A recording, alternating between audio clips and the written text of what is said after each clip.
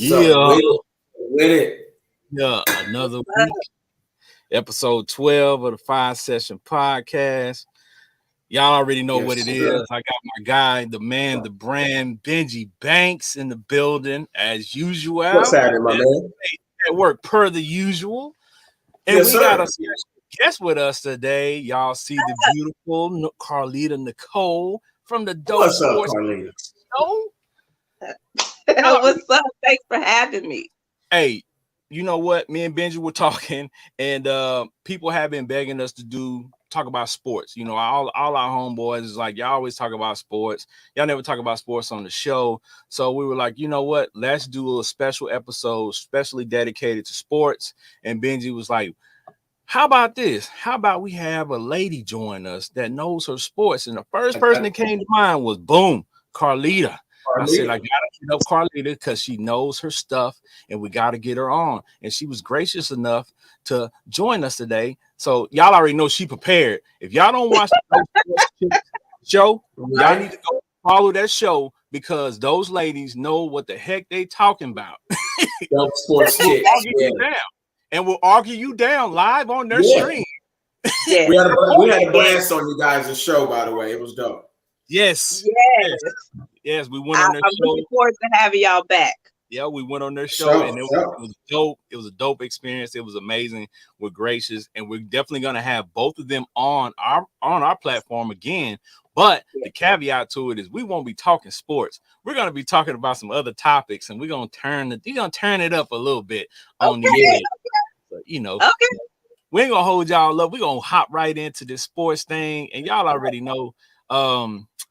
We got a lot going on in the sports world, of course, but you know, Benji hit me up and he was like, we got to talk about the man. I was like, who's the man? And he was like, you know what? We got to talk about man Tiger Woods. We got to throw Tigger in there. Come on. Yeah. You know what I'm saying? We got to throw Tigger in there. We got to give Tigger his props because we all know his accident.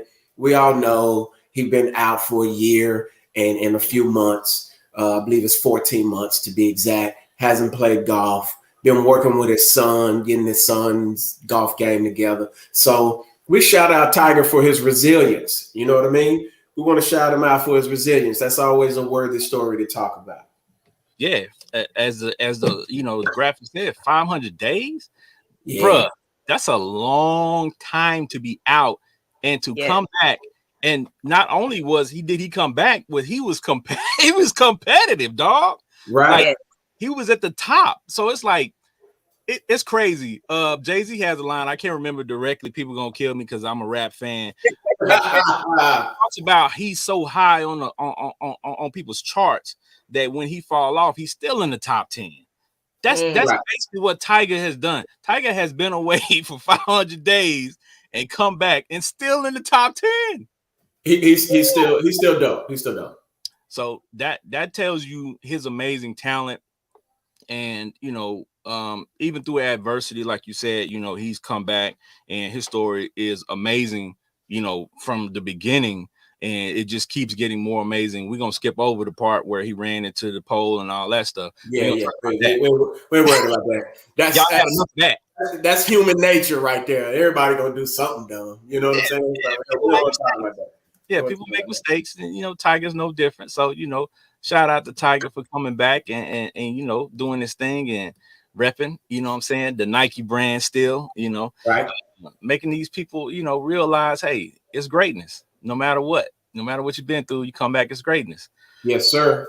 But on a sad note, we did have some news this week. You know, that started the week off, you know, the week off pretty sad with Dwayne Haskins. So, you know, we just want to have a moment of silence for that young man.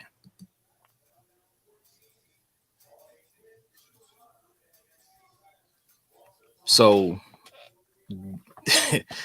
I mean, there's a lot that's going on behind the scenes, and some people might not know because they know the story or they know, you know, what happened to Dwayne. But I wanted to talk about in particular the media, Adam Schefter and Gil Brandt's comments. So we'll let Carlita start with this one. So what did you think when you found out about Adam Schefter's comments or when you read, you know, what he actually posted? So reading what he said, basically he mentioned that how Dwayne Haskins was struggling. And I don't believe in my heart that Adam Schefter meant any ill will or malice by those comments, but I do believe that it was in poor taste. And when something is in poor taste, that's a nasty taste. You got to get it in your mouth and regurgitate it. And he did have to come back and eat those words and apologize and rephrase that statement. And unfortunately, it was out there in enough time for media to get to it, for other athletes to get to it. And athletes took personal offenses to those comments. As to me, they felt like Adam Schefter took the humanness out of the situation. Dwayne Haskins is a human. He's a human being. Never mind. Yes, we know he was a football player. Yes, we all know about his career, but what happened to him was tragic. And I think that's what we needed to focus on, announcing the death, but also giving our condolences to his family, to his teammates, the organization, et cetera, and not focusing on his struggles. Right, and right. I don't think that's a mistake Adam Schefter will ever make again. I would hope not, because it did come off as super insensitive. And I know as a journalist, I think now we're in the age where people are just rushing to get it out there, be the first to report it. And sometimes with that, you're being the first to report it. You create a wave, of course, but you also create a negative and a positive thing in this. And it came off as super insensitive to me. And I'm always of the mindset, man, like, respect the dead. You get what I'm saying? So you'll never hear me speaking ill of somebody that died or anything like that. And it leaves a bad taste in your mouth regardless, because of just the sheer fact, man, he's gone now. That man can't defend himself. And he was 24. You get what I'm saying? Right. We're not talking about a full grown man. I know these are young athletes and they're making millions of dollars, but some of these, young cats are still very young and still learning and all of that.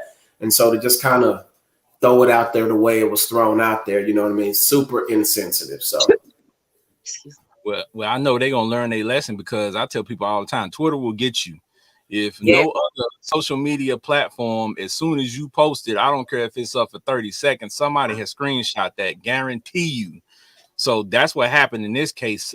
Multiple people screenshot it. So when he, erased it and reposted it without the, the struggle part, it was too late. It's already out there. It's already been said. So your words are similar, on Twitter to you actually speaking them in real life, where when you say something, it's out there and you can't take it back. Now you got to figure out how you're going to recover from what you just said. Yeah. So even me and that's the sad part about it. Adam Schefter has, in the last couple of months, been in the news for misreporting or being insensitive. And before, it was him announcing Tom Brady's retirement too soon, and Brady came back. And so the whole thing about wanting to be first, to me, that's what this is. Like, Adam Schefter is one of those journalists. He's top tier. He's at the top when it comes to information. When you want to confirm that something has truly happened, you go to TMZ, CNN, and Adam Schefter. But now Adam Schefter, at this point, can we really trust him? Can we put that our hope into him, or do we have to move on to someone else? Because at this point, we really don't know how to take him. Like, I understand everybody makes mistakes. And just like Ben was talking about, just as a journalist, if when you're on a platform where you are speaking in front of people and there's not a script, you don't always say the right things. And sometimes what you mean to say can be misconstrued. But when you post things in writing, you have multiple time to review that multiple time before you press. So I don't know. Like, I feel bad for him, but I don't, because I'm like, you know better. You know better. Yeah, he's been doing this way too long. He's been covering the NFL way too long. And to me, just that overall experience will leave a bad taste in your mouth. But then again, journalists sometimes look at it in this regard. If you put it out there, you know what I mean? So you got to be careful. But when you put it out there, you're going to create some shock value. And that also is, in a lot of ways, good for journalists, because it gives you, we're in that era now where you say something dumb, all you do is come back and say a mediocre apology, and it's like it's smooth all over. You know what I mean? So, but it just depends on who creating this shock value on a certain level. Yeah, it just depends on who you are with that mediocre apology, because everybody's not going to be forgiven, and everybody's not going to have that same level of forgiveness. You know what I'm saying? So, but we have a great comment from Mr. Evan. He says that he doesn't think the Shafter's post was insensitive. He just reported nothing but facts. If Haskins had been a great player, no one would be upset. What Shafter is saying in the post, Haskins' career was his career, which is true. Haskins, you know, whatever he said, I'm not refuting that what he said wasn't facts. I think that is what it is. But my thing is, you're a journalist. You are creative with your words. You are creative with your thought process. You mean to tell me out of all the things that you could have said, that's what you say? Yeah. And in regards to his comment, career-wise, kid didn't have much of a career in terms of in the NFL. It's not like he was there for 10, 15 years, you know what I mean? To some quarterbacks, you know what I mean? You know how this is. Sometimes it's 3 years and out for a lot of guys, you know? It's a huge turnover. But Haskins' career was pretty short, and he was finally going to a stable organization. That's like taking a kid from the hood and expecting him to be a magna cum laude as soon as you take him out the hood. No, you got to give this kid a little bit of chance, and I believe he would have been dope with the Pittsburgh Steelers and given a chance to kind of be groomed and things of that nature. I'll tell you this, though. Immediately when I saw it, I instantly thought, man, I hope this kid wasn't suicidal. And that's why Schefter's comments to me, and as we get further into it, was a bit insensitive, because if you are capable of being that insensitive, now imagine if the kid was actually struggling mentally, which we don't know him personally, but what if he was struggling mentally for a while because he had just come through an issue with his baby mama or his girl or something like that? So I mean, there's issues like that. We get to report on these guys' lives as journalists or whatever and commentators because, you know what I mean, their life is public. So we get to freelance. So I just hope people think in those terms, because that was the first thing I thought before I heard anything else. And I thought about that, and I'm sitting there like, you know what, man? I hope this kid wasn't suicidal. You know what I mean? Yeah. So I just, hey, you got to play your cards right. I get it from both sides, shock value, all of that. But just be careful when you put info out there. See, this is a good comment too, because she says there is no bad press these days, which goes back to what Benji's saying is, people do things, whether it's good or bad, somebody's talking about it. Right. So you're getting clicks, you're getting likes, you're getting attention, you're getting views. So in today's terms, I mean, that's what it's all about. How many views can I get? You know what I'm saying? Because once you view the video, I get paid for that view. So guess what? Whether you liked it or not, I'm getting paid. You already looked at the video. You already clicked in it. You already saw it. It is what it is. Now hand me my money. So that's what it boils down to now. So, but on the other side of that, like they said, two sides of the same coin. You had Gil Brandt, who's, a much older gentleman from a different, decades and decades before us. Yeah. I'd like to know some of his backroom stuff. So, you know what I'm talking about? Did your family own slaves? Did your folks own people? I mean, we can get into a lot of that. like he put this out there, you know, this morning while learning of Dwayne Haskins' passings. I reacted carelessly and insensitively on a radio interview. He wants to apologize to the family for his poor choice of words. His heart goes out to the family in this difficult time. So what I did for you all, you know, the audience, y'all just bear with us for a couple of minutes. I brought the actual audio so y'all can hear Gil Brandt's comments, so we can talk about that for a second, because man, just listening to this guy. And this was on NFL radio. This wasn't like on somebody's little show. This is on NFL radio for a large audience to hear. So y'all check out these comments.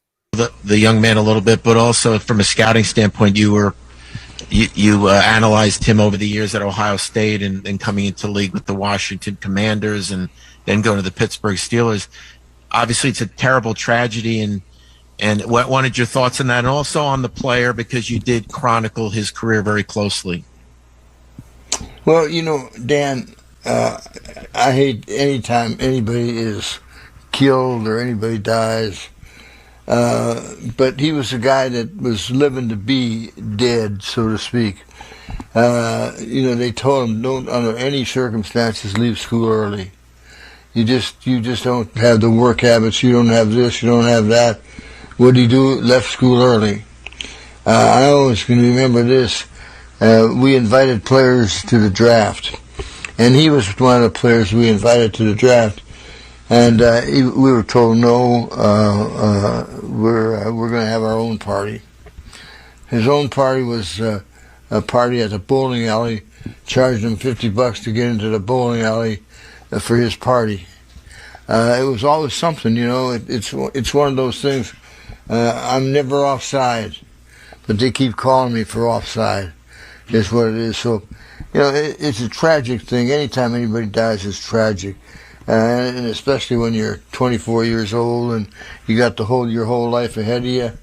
But you know, maybe if he'd have stayed in school a year, he wouldn't do silly things. I mean, when you're jogging on a highway, you know, on a road like that, that leaves it open, because I tell you, it's so.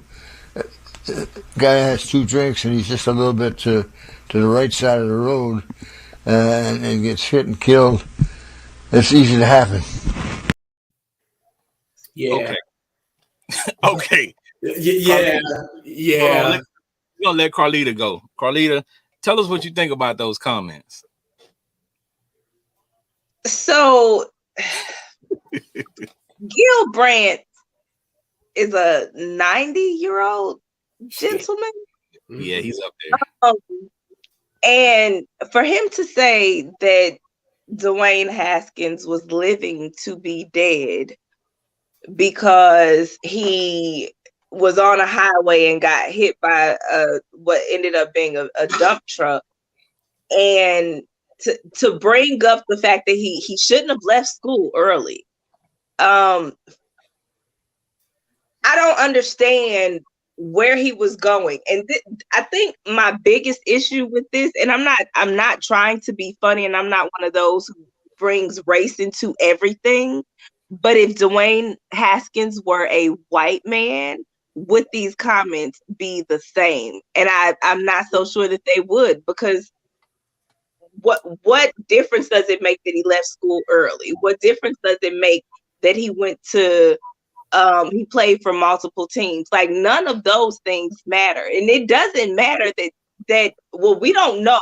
This is like Benji was talking about, like, we don't know if he was suicidal, because why are you, the whole story seemed weird to me, because he's on the highway in the middle of the night or early in the morning and he gets hit by a dump truck.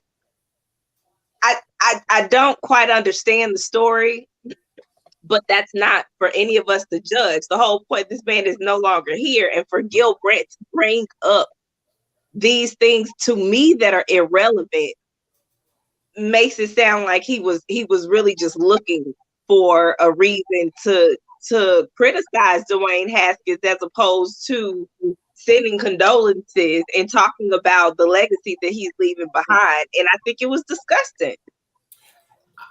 Man, I gotta agree 100% with you, Carlita.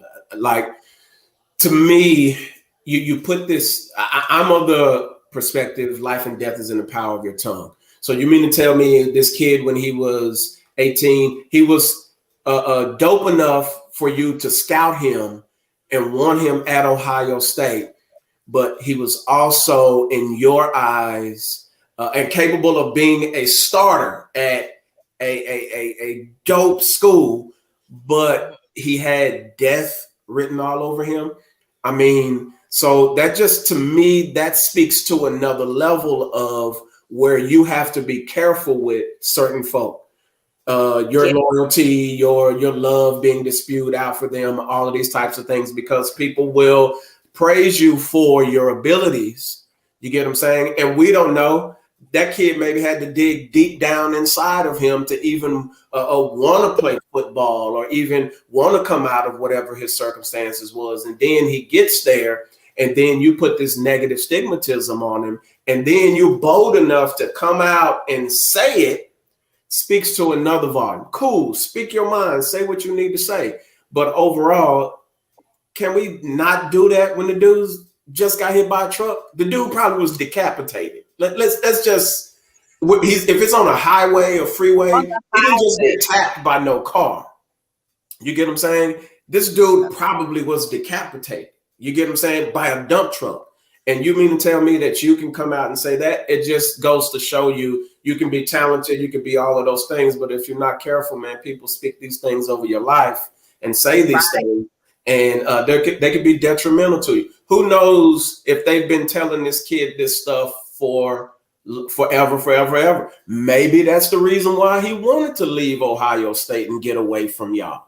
Since you was the scout, you knew what was up. Maybe you had these ill feelings and he felt that way. It was like, let me get up out of here away from these folks. So we don't know, but we can all speculate and say all these things. But because the man is dead, we have to live in this space where we got ignorance like this spewing. Take the man's star.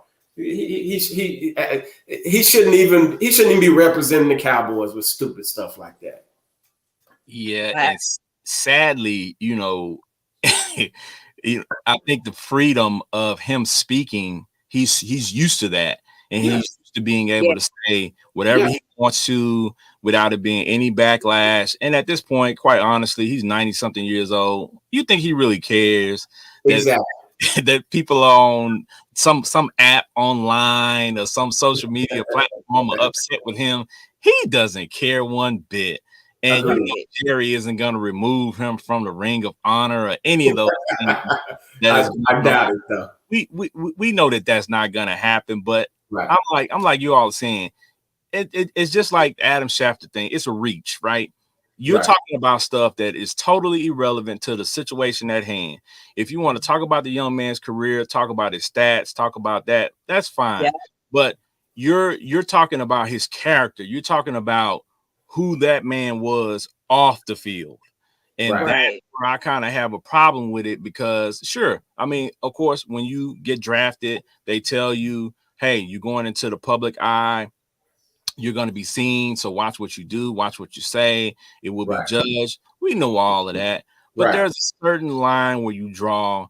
And I'm like, it's kind of like when Kobe passed away. Nobody said anything crazy about Kobe for a while. Then the rapper had to come out. Then the detractors started to come out a little bit, months later, saying, well, Kobe passed away, but he still did this, or he still did that. But they had the decency to wait. You know what I'm saying? Right. So there's some validity to what Mr. Evan was saying earlier, that when it's a higher tier athlete, people care a little bit more. But because he wasn't such a superstar, people have less reverence for him, so they feel like they can speak a little bit more recklessly about him, and no backlash. Shout out to the Lamar Jacksons and the Ryan Clarks and the players that came out and was like, Schefter, be quiet. You shouldn't be talking like that. And I'm glad that the younger generation is in that phase, man. be quiet. The man gone. What you talking about? He still got a mama, a sister, a daddy, a cousin, nieces, and nephews out there. And you want to put that out there? You get what I'm saying? I don't see you talking about Jerry's little issues with the little shindig, you know what I'm saying? But, that's a whole nother story. But we're going to leave that alone. Jerry pays the bills. He writes the checks. So I don't see folks hopping on that, you know what I'm saying, Gil Brandt. But we're going to leave that alone. We're going to marinate on that idea. Yeah, and that's where that media versus players narrative, tends to perpetuate. And a lot of times people will, especially casual fans, you hear the players talking about the negative parts of the media, and we just say, hey, that's just part of your job. That's why they pay you all the millions of dollars.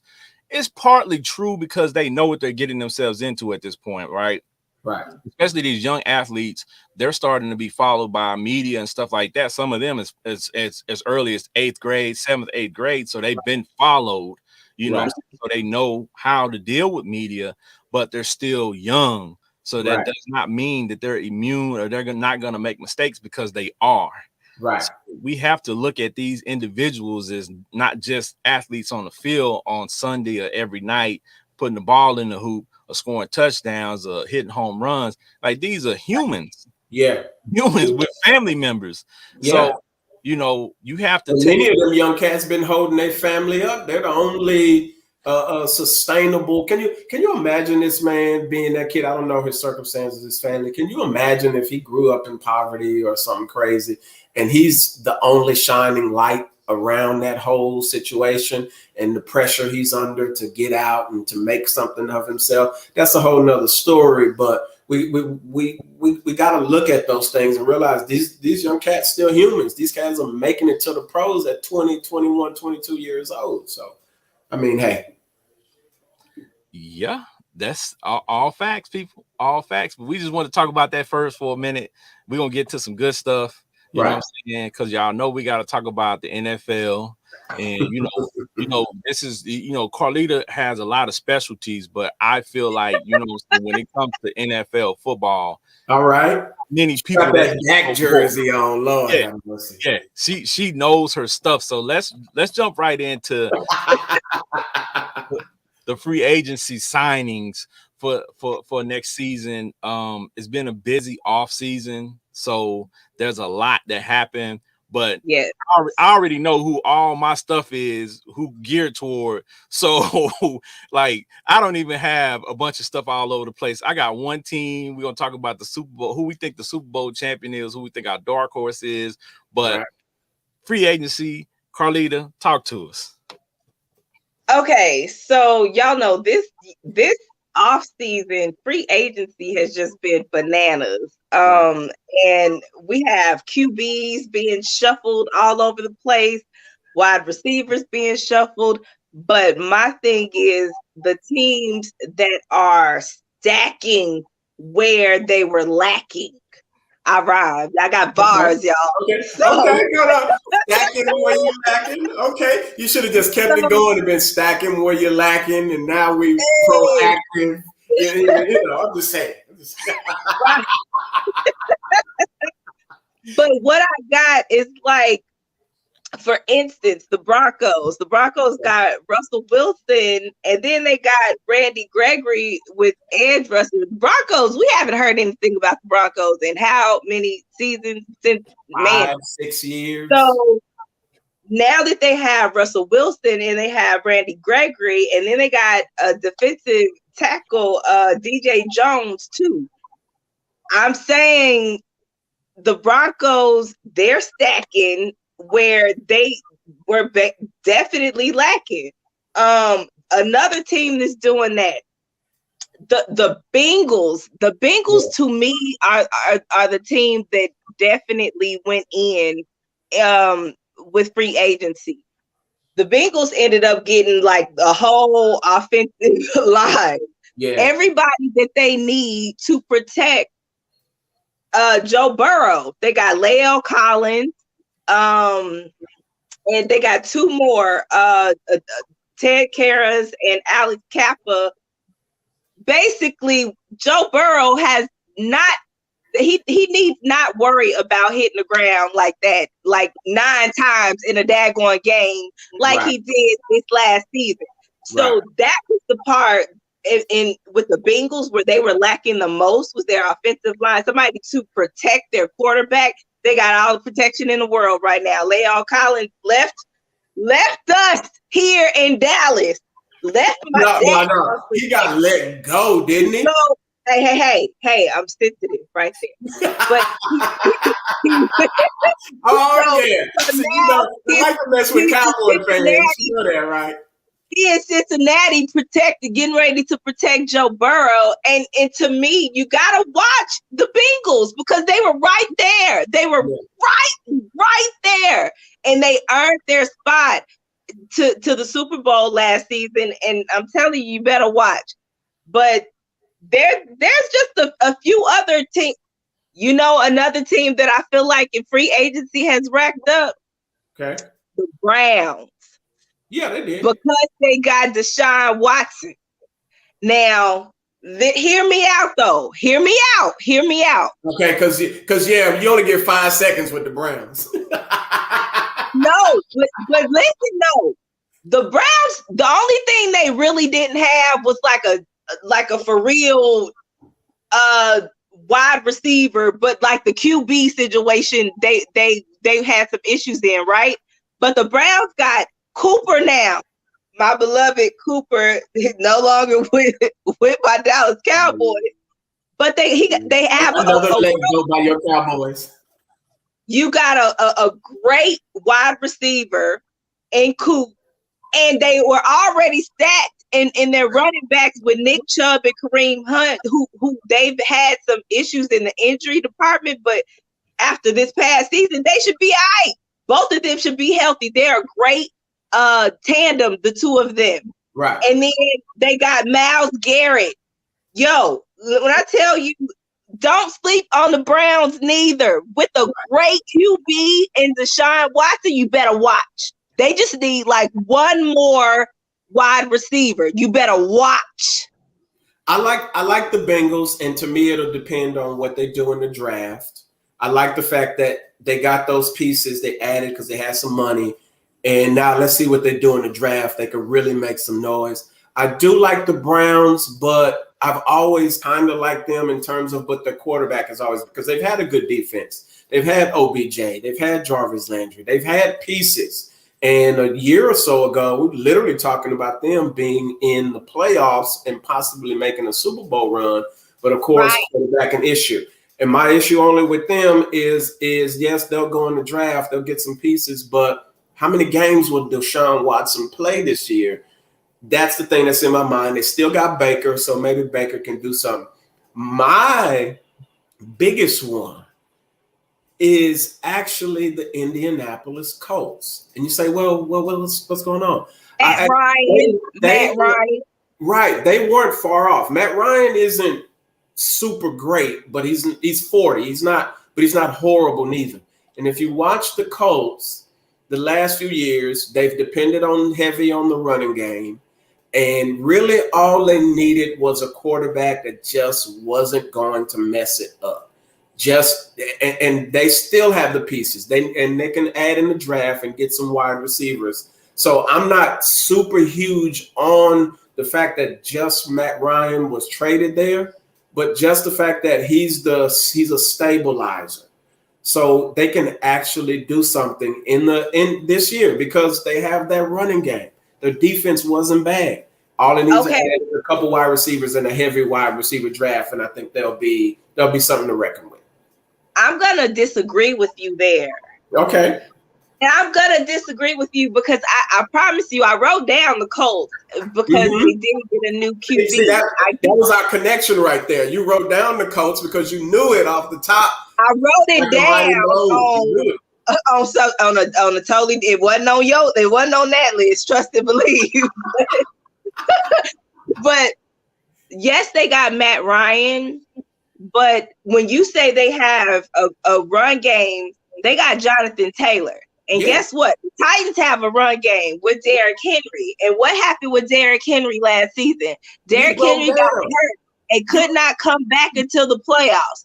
Eddie George 2.0 was bound to break down with all them carries that they given him. It was bound to happen. And once that foot starts to happen, and what was crazy about the Titans is this stuff. Even though they missed Derrick Henry, they still was top of the division. And they tried to bring him back in the playoffs. But they had Ryan Tannehill. He threw. You get into a playoff game, your defense give you all of these sacks against your Joe Burrow that you're really, really big on, which I am too. Joe Cool, that was the name. He reminds me of Joe Montana with his coolness. So, but all of those sacks, what did they sack him 9 times? So the defense played their part. The only person that lost them that game was Ryan Tannehill. That team is actually really, really, really good. And Ryan Tannehill had the audacity to throw to Eli Apple of all people. Come on now, dog. Come on. Okay. Come on now, man. But hear me out, because what you're saying with the Titans, I was nervous about Derrick Henry getting injured because we hadn't seen the Titans throw the ball. We hadn't seen what the receivers could do because they always gave the ball to Derrick Henry. Receivers. They had Julio Jones, but listen, the Titans did what I feel like a lot of NFL teams don't do very well, but the Titans adjusted very well when Derrick Henry got injured. And they showed that they weren't a one trick pony. Like, this is what we do, but we could do something else. We just stick with this because this is what works for us. Until you get in the playoffs and throw 4 in the set. But I don't think the Colts can do that because Jonathan Taylor is their run game. Yes, that's all they got. You go throw the ball and keep the ball with Michael Pittman Jr. So do you believe Carson Wentz is better than Matt Ryan even at this point in his career? Hold on, I ain't say nothing about the QBs. All I say nothing about the QBs. I do feel like they possibly maybe a little bit got an upgrade with Matt Ryan. Possibly a little bit. That O-line is a beast, though. Okay. Who is he throwing his ball to? I mean, that's what the draft is for. Jamar Chase smashed this year, first year out, and this is a heavy wide receiver. Jamar Chase is a generational talent. You are not going to get a Jamar Chase in every draft. Chris Olave is a beast, so watch out for that boy. But you know who needs some O-line help? Your Dallas Cowboys. Your Dallas Cowboys. You know who needs some O-line help? Tyron Smith getting old. Leo Collins gone. Travis Frederick gone. Martin, he's dope, but he's getting old too. Then Connor Williams, he left. Y'all better try to get Linderbaum out of Iowa State, and I'm gonna leave it at that. Yeah, I mean, you are correct. Our Dallas Cowboys do need some help in the line department. We do have a lot of talent spread across the board everywhere else. So No. I wouldn't say that. Go ahead. Well, I'm not saying we have all these superstars, but that's like I said, I'm a Dallas Cowboy fan, but I'm a realist at the same time. I've never been, a homer. So I'm going to pick based on what I think is the real picks. So for me, I'm not even thinking about the Cowboys as a legitimate pick right now, to win it all. They're going to be my dark horse, because if they draft right, they draft a few pieces. They drafted nicely the last 2 drafts too. They can make some noise. We did. Yeah, they can make some noise. But like I said, I've been telling people all week, we've been talking about football all other places. The Rams are the team to beat. Period. And they are actually talking about they got better. Honey Badger. They got better, dog. Honey Badger. How do you win the Super Bowl and you go out and get Bobby Wagner? So it's not even fair. It's kind of like when you're on Madden and they just letting you just pull people on your team. That's what this is, because it's like, how do you, when you look at their roster on paper, you're like, how do you allow all of these guys to get on the same team? Now, people want to go there now, bro. People want to go there now, Ken. Like, they are literally turning into the Dodgers and the Lakers. Like, people want to go there now. That's what I was just going to say. A collection of talent doesn't always equal wins, though. Look at the Lakers. The Lakers. Well, yeah, that's another story. Yeah. So, but LA is a destination where a lot of these guys want to go. Of course, it's a wonderful city. The weather's amazing. You have all these things going on. And also, we have to look at, when you look at free agents, a lot of these guys look at, okay, my marketability. Like, what can I do off the field to make me more money? And guys in LA can make a lot more money off the field. So it's sexy to go to that. It's sexy to go to that team, right? Okay, and they added Allen Robinson. Don't forget, he was in a bad offensive system as a wide receiver in Chicago. Yeah, they got better. And they've added Allen Robinson. I want to shout out their executives. Where they finding this money at? Like, they were supposed to be cash strapped, so to speak, from giving up all their picks and doing that. So shout out to their execs, man, because they really pulling money out of the hat and making things happen. Do y'all think that they're gonna keep Odell Beckham Jr. after knowing that he can't come back at the beginning of, he won't be back at the beginning of the season, but there's a few teams that might. I think it'll matter on the deal he gets. You know what I mean? Like, if he's like a prove-it deal, because now I think they traded Robert Woods. I can't remember, but I know they got Allen Robinson. And so I think it'll matter about the deal, because we already know he ain't going to play a full season. So how fast can he come back? What kind of deal can we give him? Is it incentive laden? If I'm him, I want to go back to the Rams, because with what I saw, I'm willing. You already took a risk leaving. You took less money, so to speak. You wasn't tripping. You put your money in crypto, and then they traded you to the Rams. I would want to go back, because if you have another bomb year with the Rams, then you can make way more money in the following year if you come back. So I would think he would, but I don't know. I think he might just go for the bag. We go back to Cleveland.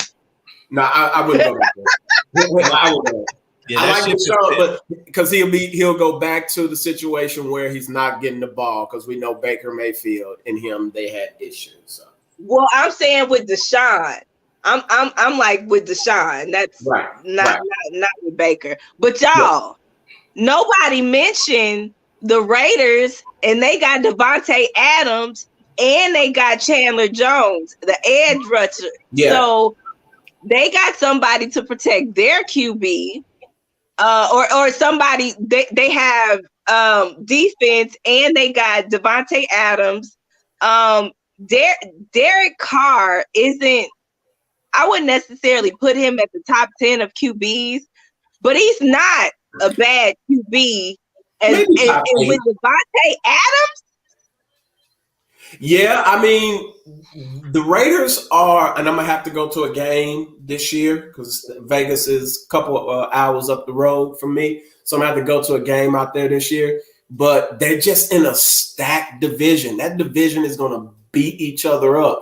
KC, Broncos, Raiders, and the Chargers, all four of those teams are possible Super Bowl contenders if they stay healthy.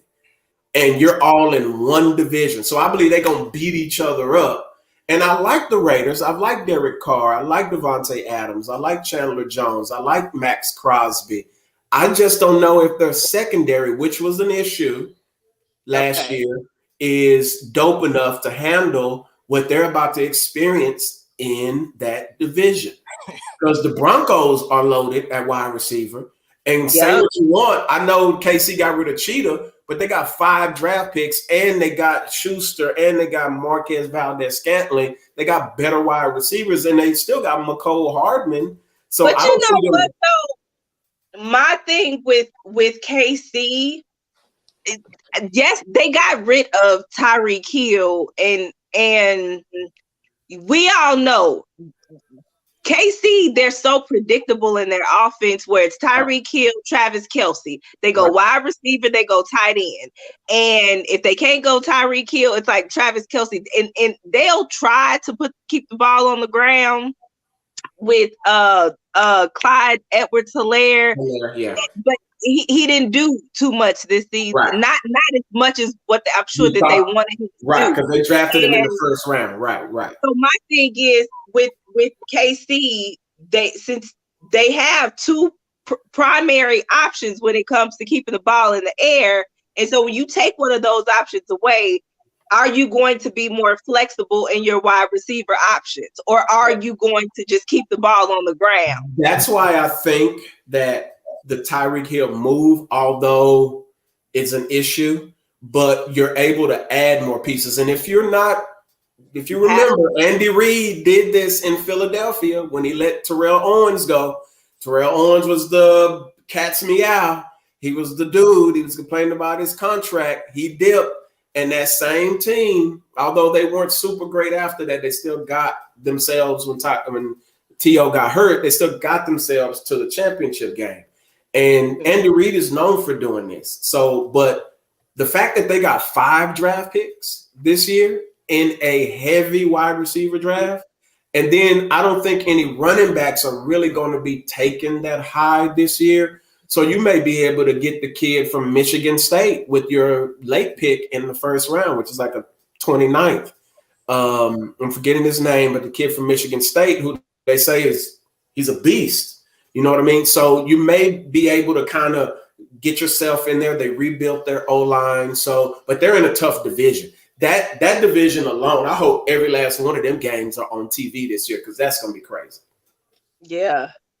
That division just got better and better and better. And I think everybody needs to watch. But now I'm like, I really kind of feel like because that division got so good and the Bengals I can't imagine that the Bengals don't get better when their main issue was protecting Joe Burrow, and they've already taken care of that. Right. And then you got the Bills with Josh Allen. Yeah. And I just kind of feel like overall you can't, like, who is going to beat the Bengals, the Bills, and anybody in the AFC West from the NFC outside of the Rams? Man, yeah, it's gonna be tough because all of those games look like shootouts. Every last one of those games, from Buffalo to Cincinnati, from the Raiders to Kansas City to the Broncos, all of those look like shootouts. And then we ain't even mentioned the Ravens, who were hit hard last year with injuries. And those players are coming back, and you get a good draft. The Ravens are normally known for drafting well. And they actually drafted a couple wide receivers last year that didn't get to play much this year because they were hurt. So the Ravens are still in the mix. The AFC is going to be crazy this year. So about the Ravens.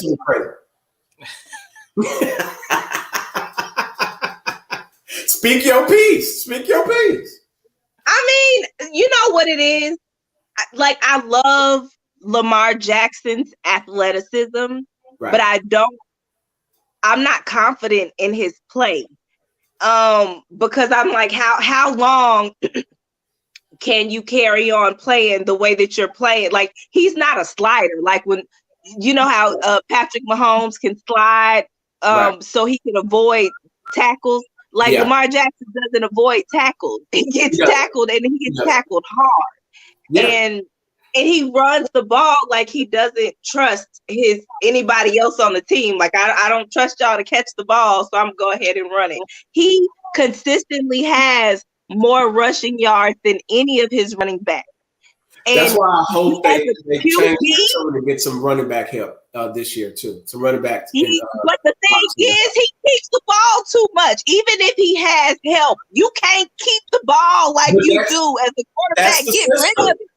That's the system. You don't change it up if it Lamar ain't Jackson. It's not the system. That is Lamar Jackson. He is the total system. If you listen to Harbaugh on the sidelines, he would literally walk up to Lamar and be like, "It's 4th and 1. Like, right. 30 seconds left. You want to go for this?" Right. Like, and to me, really all LJ needs is some receivers. Like, if they get him some receivers, he's got a dope tight end. And he's got a Hollywood Brown. He's got some decent pieces there, but he doesn't have anybody that you respect as a wide receiver. So yeah, and then the running game isn't really all of that. So LJ is the system, and you put him behind with a decent defense. But remember, Humphrey got hurt last year. Starks got hurt last year. Like, they were riddled with injuries. So. But that division, the whole division is loaded. The AFC, it's going to be crazy over there this year. So I don't know. I can't call it. All right. Well, I mean, there's not much left for me to say, but, hey, that's what I do. Shut Ken out, Carlita? My bad. Hey, that's what I do. Hey, who is your dark horse pick?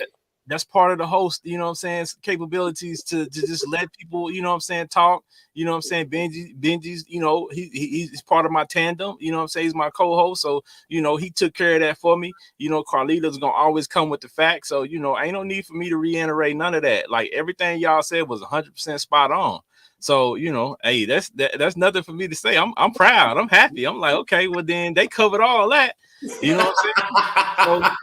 So, like I said, my pick for the Super Bowl is the Rams. And until I see something different, like they got better and they won last year, I'm gonna have to see some dramatic happen to them with all that talent and with the ability to execute. And they've shown us they can execute because they have the top cornerback, arguably the top cornerback, arguably one of the top linebackers.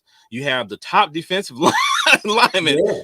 That's on your defensive side, and you have other solid pieces outside of them, right?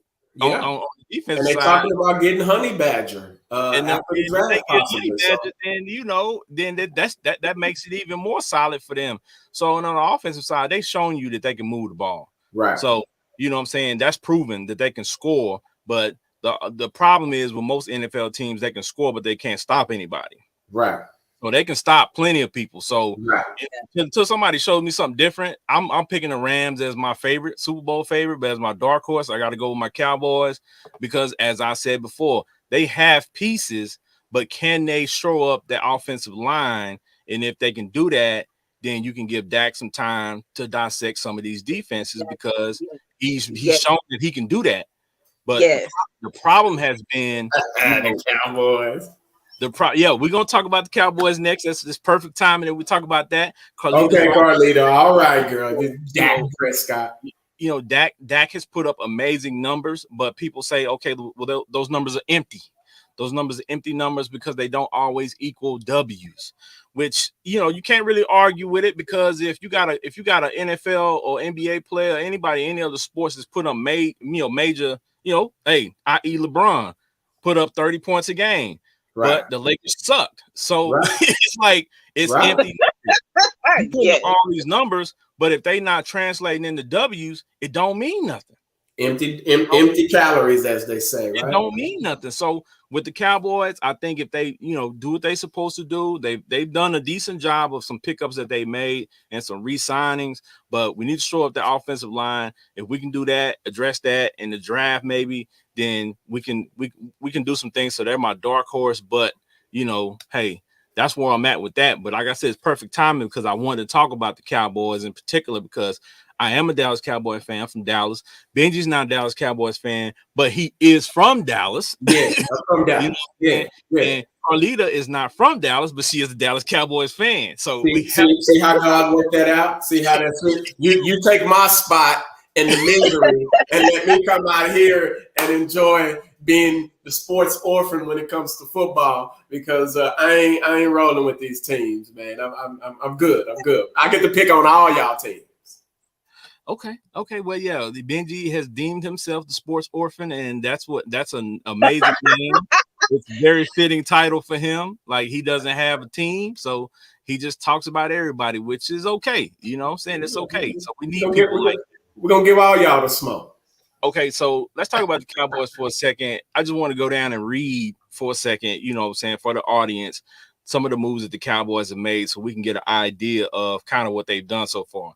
So, of course, they traded Cooper for the picks. People went crazy about that and were questioning the why they traded him for such, you know, crappy picks, so on and so forth. Well, it's kind of that instance of they shot themselves in the foot, letting the news get out. Now they just scrambling to try to save face instead of just lose him and get nothing.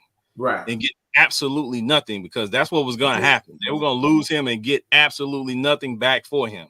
Right. So they got something. But again, they shot themselves in the foot, letting the news get out.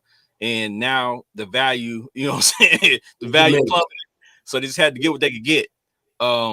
They re-signed Gallup, which I already knew they were going to do that, because when you look at Gallup, you look at his game, you look at the potential, you know what I'm saying, his ceiling, the guy can flat out ball if he's healthy and he's still really young. Like, he's got a lot of great years left in him. It could prove to be a really great move, you know what I'm saying? And now Dak still has a reasonable target. Right. You know, somebody who can run good routes, but somebody who can take the top off of a defense as well. Right. So that's kind of what he needs. And I think that's kind of why they felt like they could let Cooper go, because that's kind of what Cooper did at points. He was a great route runner, but he took the top off the defense, which allowed those underneath routes to kind of open up for Dak and, you know, him be able to operate. But he also offered Dak a security blanket, because Dak knew with him being such a great route runner, he could get open. Right. And at certain times. So you gotta catch the ball. You still gotta catch the ball. Yeah, that's a fact. Very true. And they let Cedric Wilson go too. I thought that was interesting. Yeah, I know they probably couldn't pay him, but you do have Noah Brown there. So maybe Noah Brown develops into what Noah Brown Wilson and Turner. Turner was very interesting to me this year, because when he was in, he produced. Right. And I must say that. So I think they have enough faith in their young guys at this point that they felt like they could do that and let Cooper walk, because let's be real, keeping Cooper was a gamble. It's going to be a gamble. At 20 something million or whatever it was. Yeah, it's a lot of money. It's a lot of money. You can't really. I like Coop. I think but they knew this going in, because they structured the contract this way. They knew they would get 2.5 years out of Coop. And then this was planned years ago.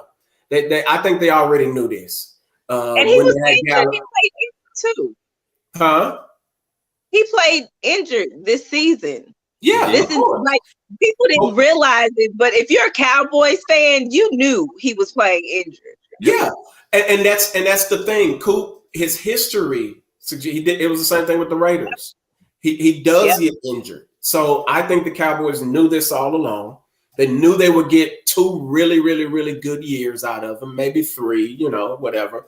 But I think they knew, so they structured the contract this way. They did the same thing to T.O. They got several good years out of him, but they structured the contract to where Jerry can say, we're walking away from this, we good. And they're fortunate enough, I mean, the pick, though, I don't understand that part, but overall, I think they looked at the fact that they got Dalton Schultz. They re-signed what's his name? The guy I think that looks like T.O. half the time when he out there. Hold on. Let me just do this. While you naming the people that we signed, let me just read off for the people. Okay. I was going to go through that list real quick. Let me go through that list real quick. Okay.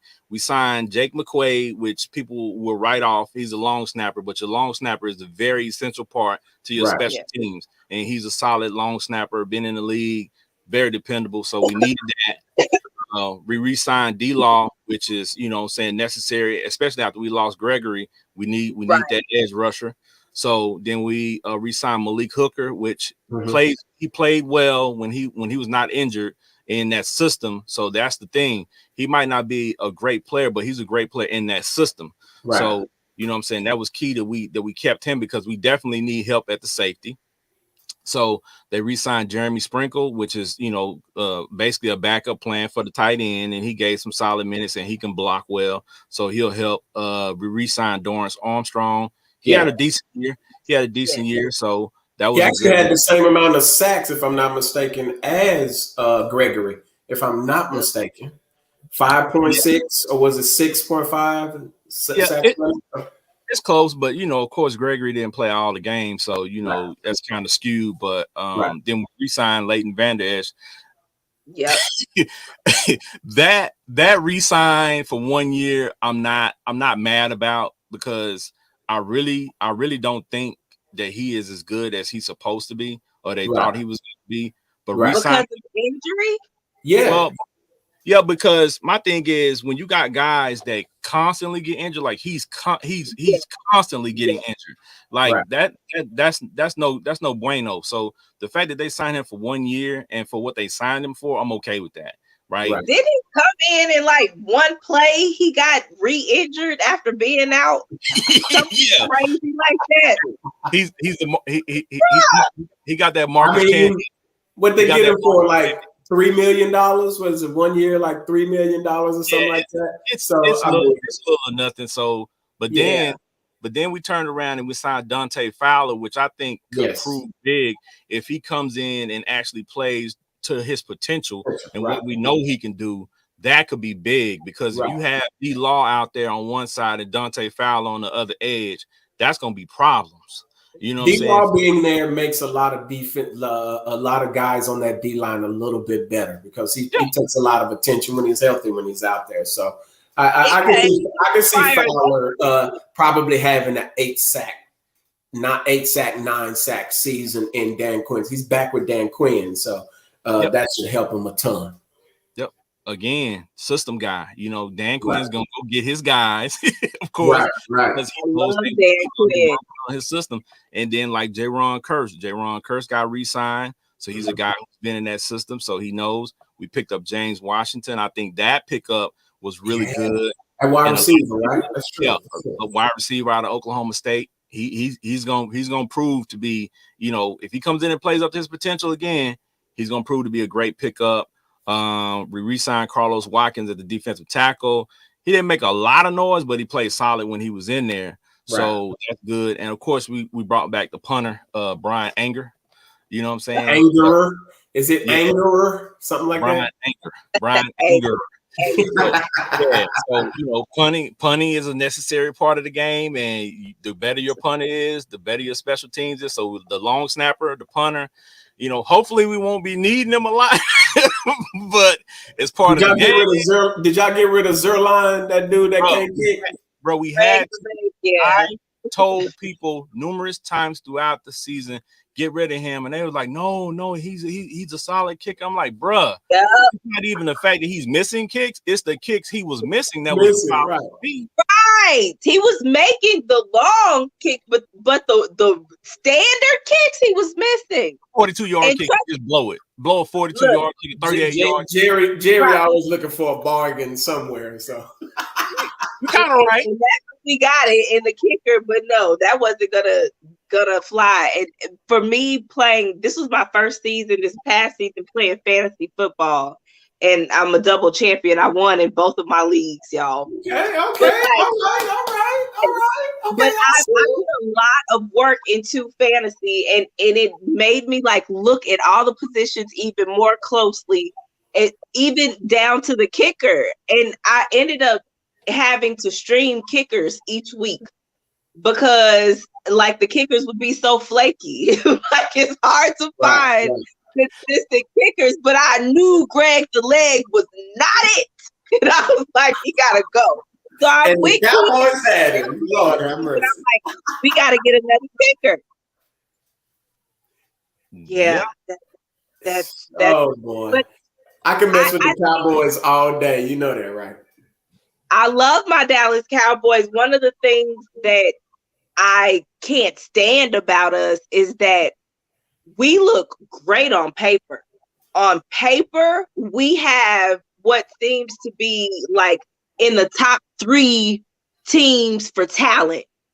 But then on the field, it doesn't equate to much. It doesn't equate to that at all.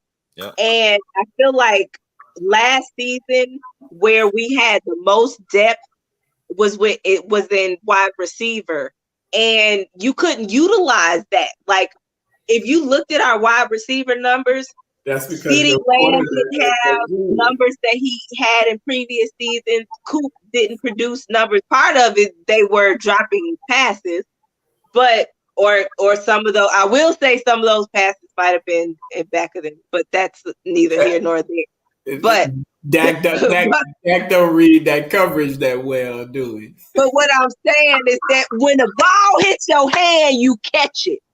But I just feel like because of that, we were so deep in wide receiver, none of our wide receivers really got the numbers that you would see wide receivers in other teams. And right. I feel like if Cooper, if you go to a team where you are legit their number one, number two, and that's all they got, you're gonna get the ball more. But with us, we spread the ball around so much because it wasn't just like we had CeeDee Lamb and we had Coop, but we had Cedric Wilson and we had Gallup and we had Noah Brown and you got this person and that person. And it's all of these wide receivers where it's like nobody's getting those numbers consistently throughout the season. Dak couldn't read them coverages well to get them boys the ball. Huh? Don't do my QB. Don't do my QB. You just wait till next season. As the official Dak ambassador, I'm only gonna let you say but this much about my QB. It's okay. I'm here for the smoke. I'm here for it. It's all right. I'm let all the chimney fumes come up. Let all of it come up. Okay, so Benji, you said he can't read coverages. So how do you explain the numbers that he puts up? No, I think in terms of you got him in the third round. He's a good quarterback. He's a good quarterback, especially for the value and all that type of stuff. And we can dispute when the Cowboys should have paid him the $28 million and let it go up way higher. That's a whole nother story. But I think overall, if you watch him, he does miss reads a lot. He missed wide open guys a lot. And I watched the playoff game, and I'm sitting there like, where in the world is CeeDee Lamb? Like, how many catches did he have in that playoff game? And no way. And you got on number 88. That's Irvin. That's Drew Pearson. That's Dez Bryant. Like, you're supposed to ball out in the playoffs, and you can just see it. It was a lot of missed. And that's one of the knocks on him is that he misses reads. And he's quarterback, and the O-line was a little bit in shambles a little bit this year. So let's pour that back up and get that running game going. I'm just saying, Dak be missing them reads. What I'm saying is that once again, if the ball touches your hand, you're supposed to catch the ball. And on top of that, okay, so CeeDee Lamb and Amari Cooper legit were if you get three targets in one game and you only make one catch. Can you throw me a catchable ball? Yep, all three times. Can you throw me a catchable ball? All three times. Because I'm here for they're here for you. You the Tiger. So they're here to see the Tiger. So I'm just saying, I like that, but he's not in my top 10 of quarterbacks in the NFL. I actually like Derek Carr. Are you kidding me?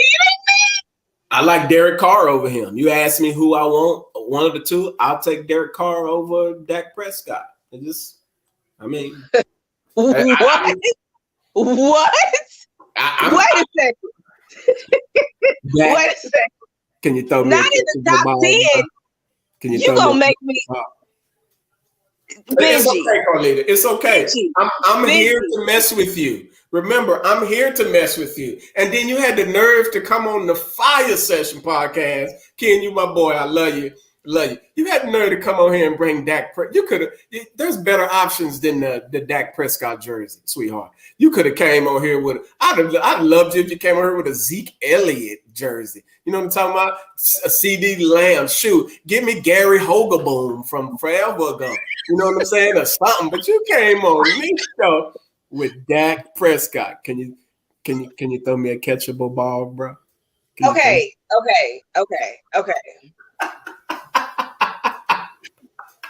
And don't miss me down in the field when I'm wide open.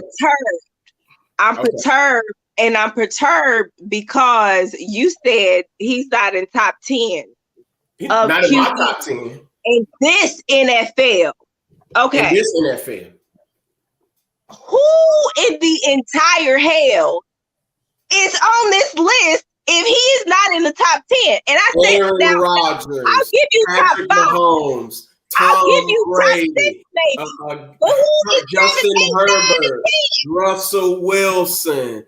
Give me Derek Carr ain't 6. I'm just saying, you give me Derek Carr, you give me the kid from Buffalo, you give me Joe Burrow. Who else can I take? I'm drawing blanks, and I'm just saying I know because he belongs in the top 10. No, he ain't in the top 10 yet because I got some more names. Don't you make me pick up my phone. You're not putting Carson Wentz in there. You're not putting Teddy Bridgewater in there. You're not putting Matt Ryan in there. You're not putting Tua in there.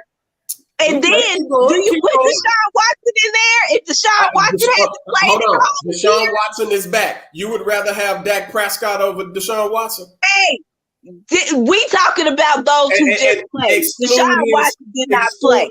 Exclude his finagling or whatever, you know what I'm saying? Why the Negro was at 40 different massage therapist joints is another story, but we're going to leave that out.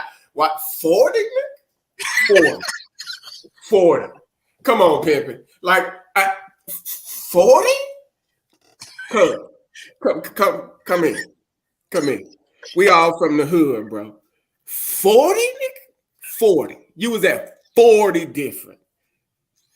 40 different bras. He likes to get massages and he wants to stay loose. I understand. You gotta stay loose.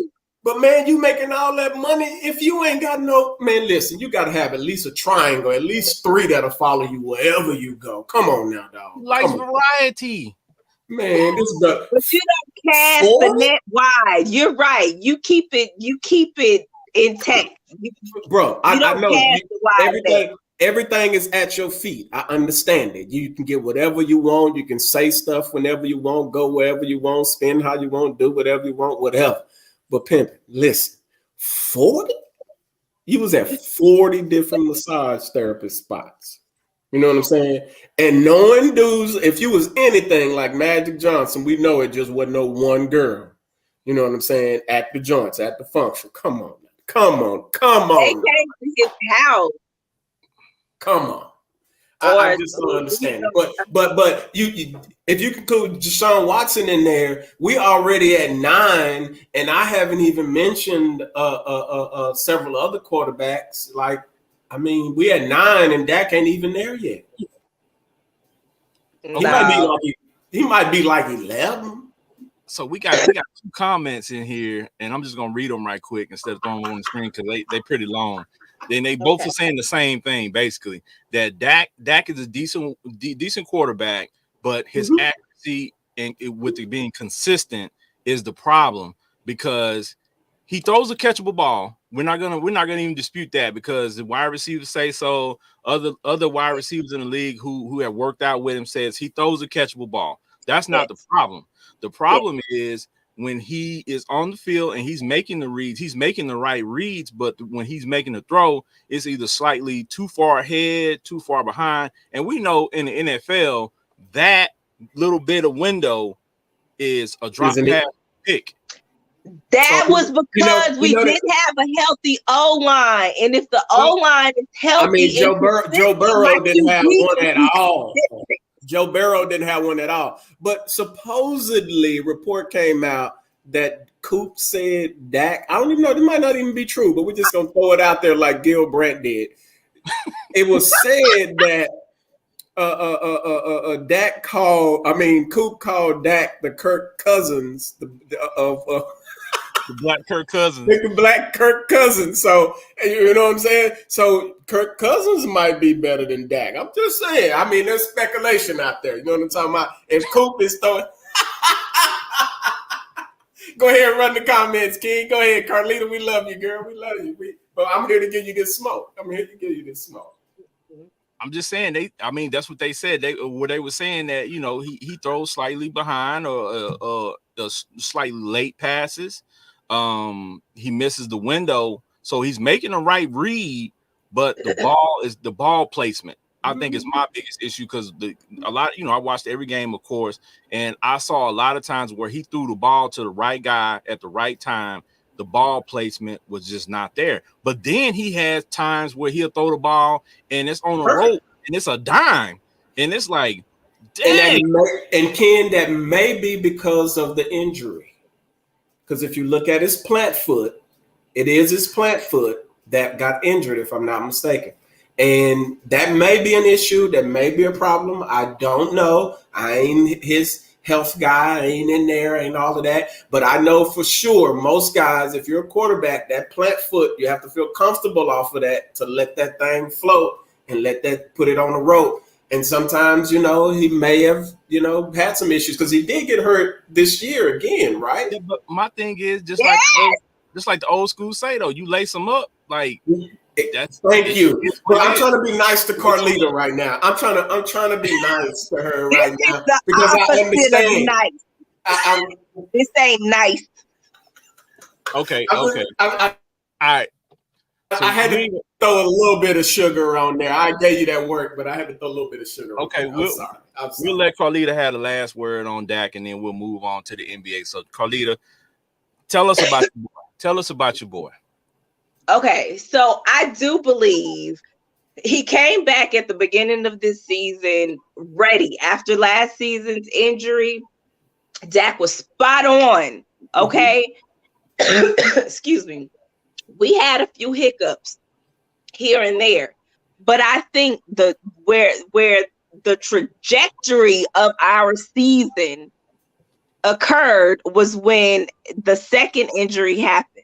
And if you notice, when he came back after that second injury, he didn't play like he trusted his body. To me, he played as if I'm scared that I'm gonna get injured again, or I'm scared that I might hurt myself right now, or I just didn't feel. I felt like he played really tight. I didn't feel like he played with the confidence that he trusted his body like he did previously. Right. And I do feel like that, along with a lot of other personal things that happened in his life, affected him. If you think about it, injury affects you mentally. And I really do think that caused just a tweak in his play in the middle of the season.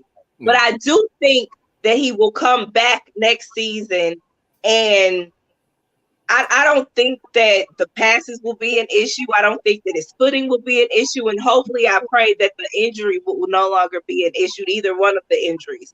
But I do think that if we get the right set of receivers and they work together in this offseason, I do think that we will be able to, at the very least, win our division. I mean, we are the NFC least. I got y'all not even making it to the playoffs this year, but that's another story. We're gonna leave that alone. That's very ghetto and rude. We're gonna put that at the timestamp. So we're gonna put that in the time. Ken, put that in the timestamp because I got them not even making the playoffs this year. But that's just me. That's just me calling it out and seeing the division. So are you kidding me? And who out of our division is making it? The Commanders.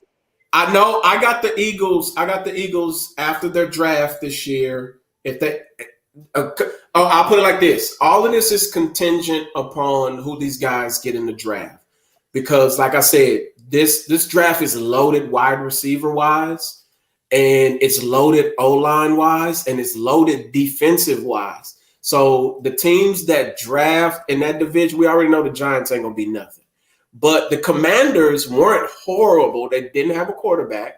I ain't a huge fan of Carson Wentz, but then the kid Young got hurt, so their defense took a step back. So if they get their players back and they get healthy, I actually have them. And then, believe it or not, I do have the Commanders making it in the second spot and the Cowboys out of it. But contingent upon a draft, but that's another story.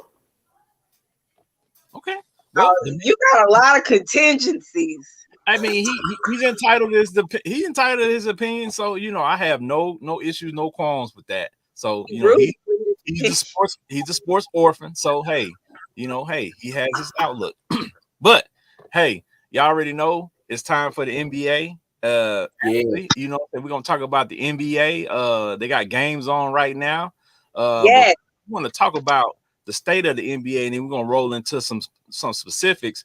But I think when I talk to people about NBA players and all this stuff, and we'll get to the GOAT talk later, but the state of the NBA now is so different than what it was for us growing up, you know, watching it in the 80s and 90s, early 2000s.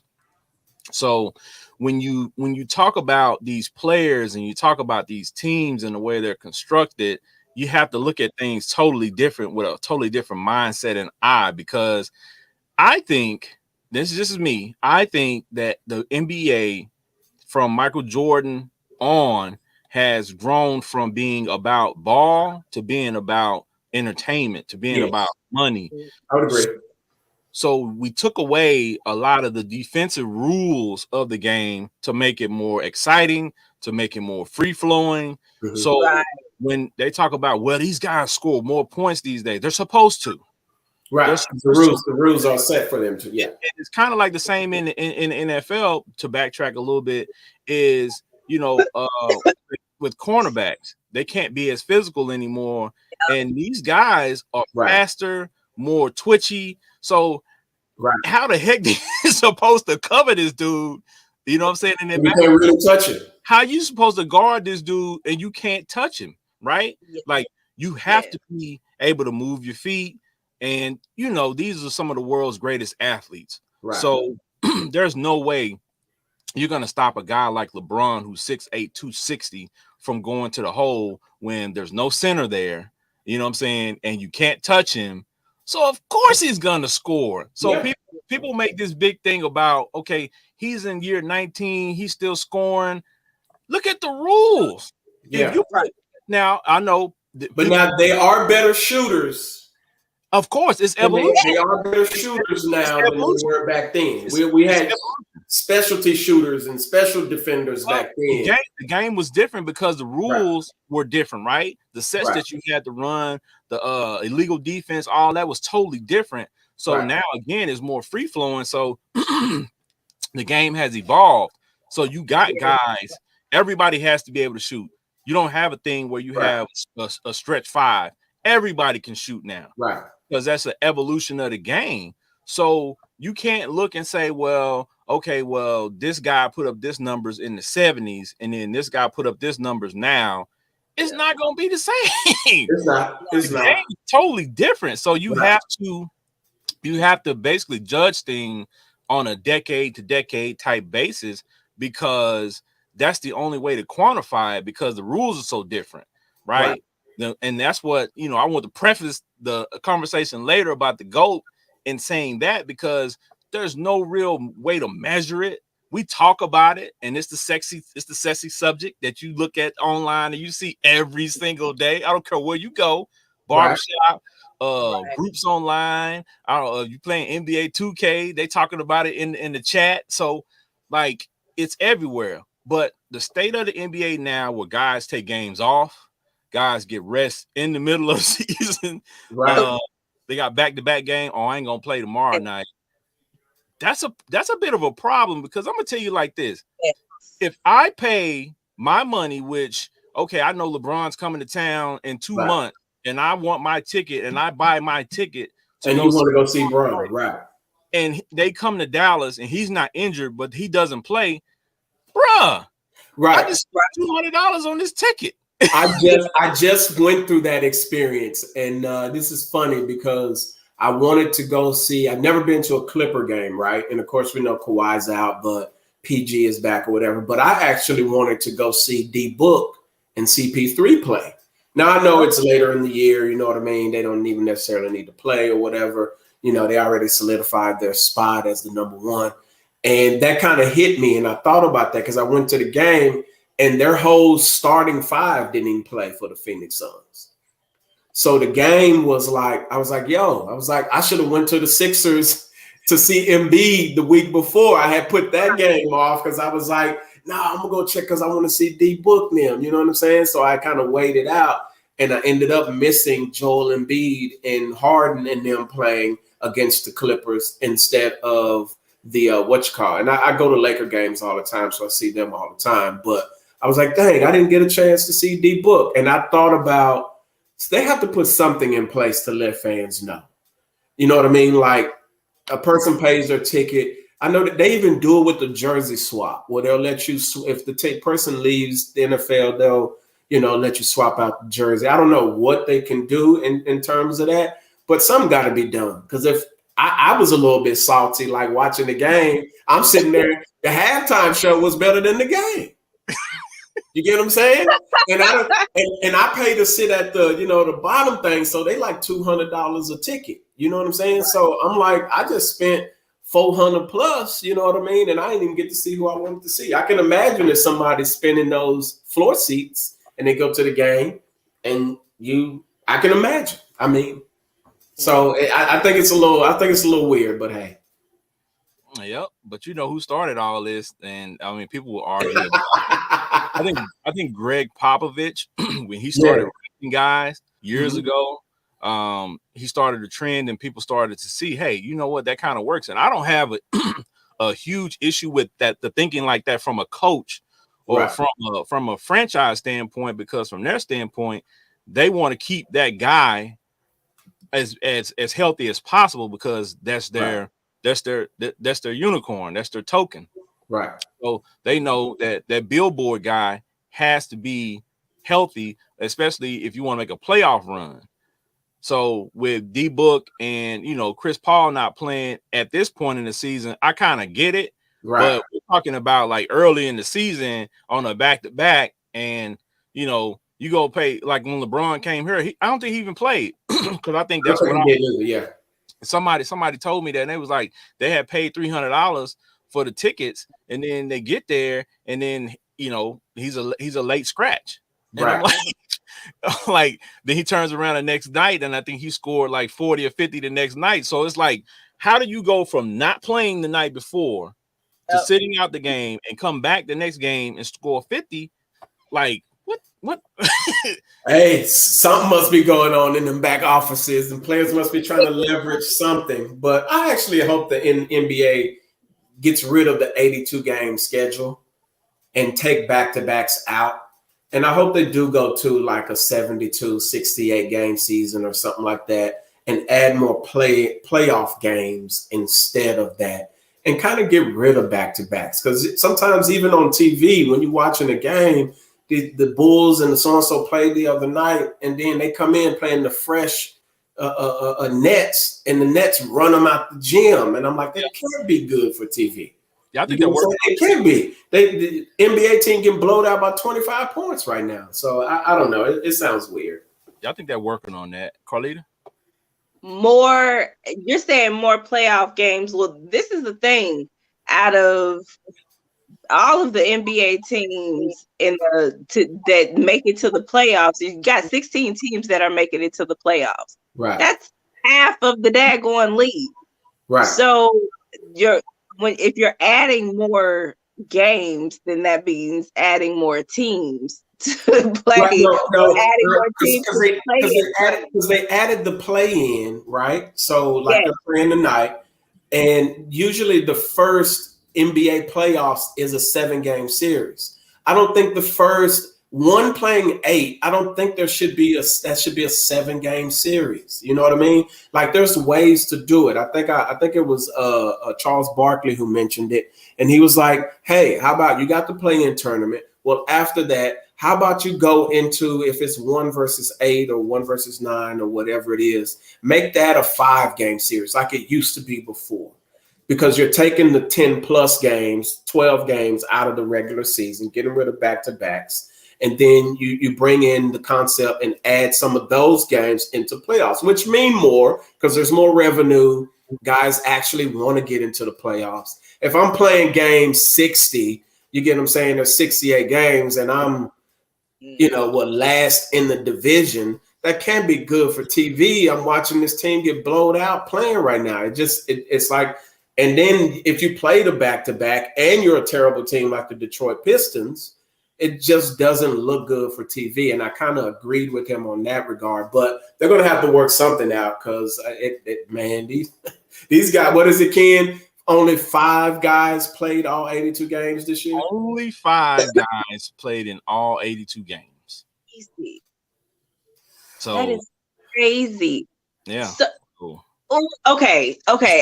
I was gonna save this stat, but this is bothering me so much. But I was gonna save this stat for my GOAT conversation. But I'm gonna go ahead and bless y'all with it now.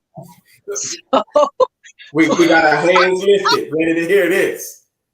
So do you know that Michael Jordan is the only player in the history of the league that played 82 games 9 times? Yeah. He played 82 games 9 times. And the next person, I need to get my charger. The next person is Kareem, who played the 82 games in five times. After that, it's 4 times that people played 82 games. And 4 times. Kareem, that was a bad boy. That was a bad boy. that was a bad boy. That was a bad boy. Because we got to get into this talk. We're gonna let Ken direct this. I understand.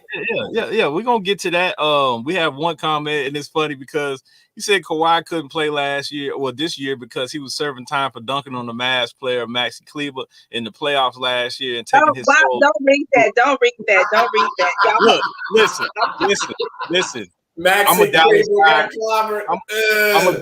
I'm a Dallas guy. I love all my Dallas squads, but that dunk was nasty. And yes, it was absolutely crazy. That was an unnecessary comment. We didn't have unnecessary, but we like the foolishness.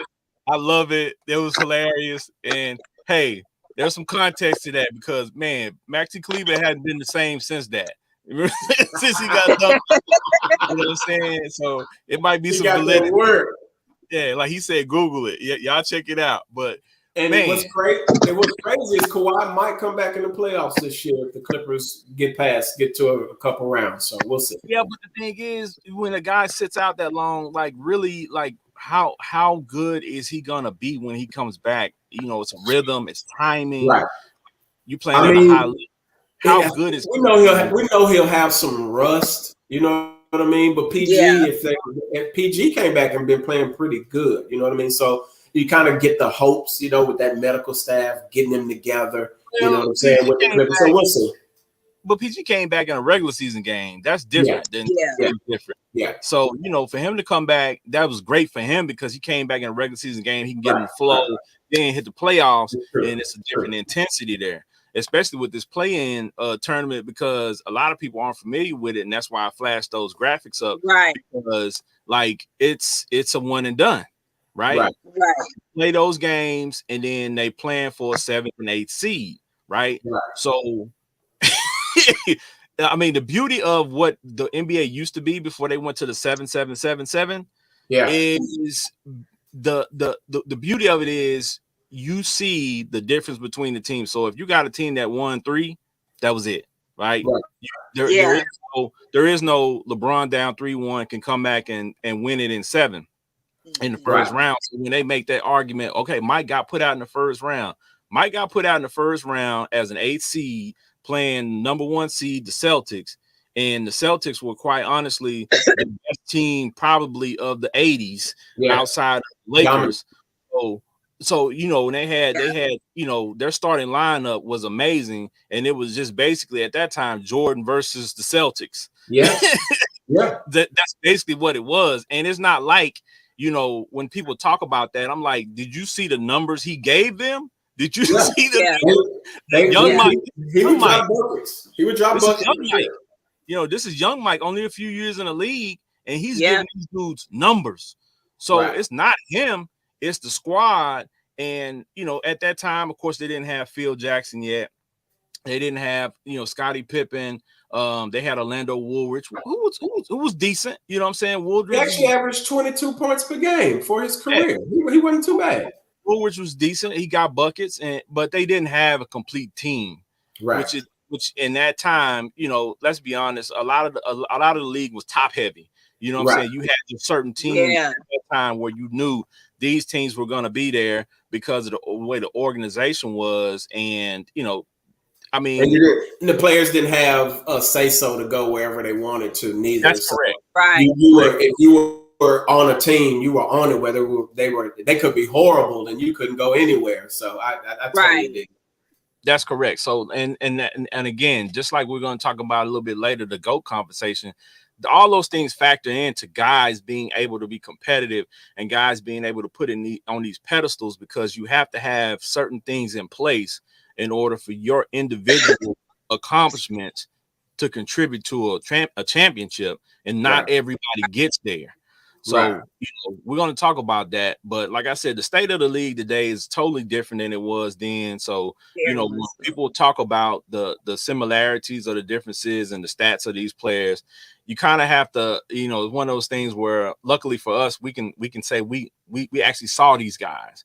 We actually saw the guys in the 80s. We actually saw the guys in the 90s. We saw the guys in the early 2000s. We see the guys now.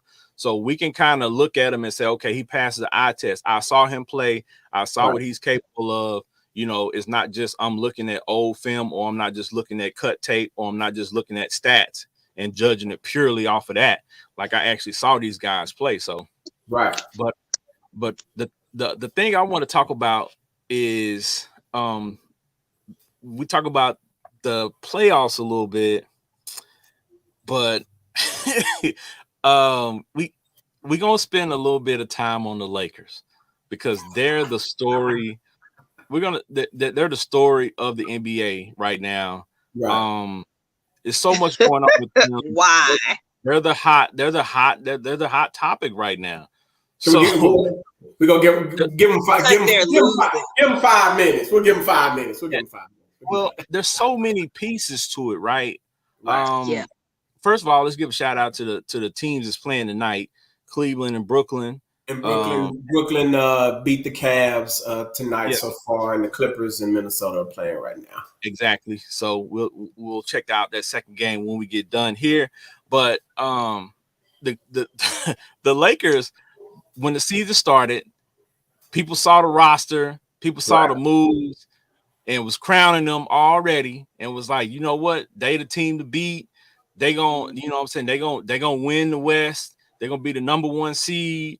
Of course, the LeBron fans were like, this is our guy. This is his time. He gonna win. He gonna get past the 6 championships. He gonna knock Jordan off. Like, they was saying all this stuff right at the beginning of the season, and I'm kind of like Charles Barkley.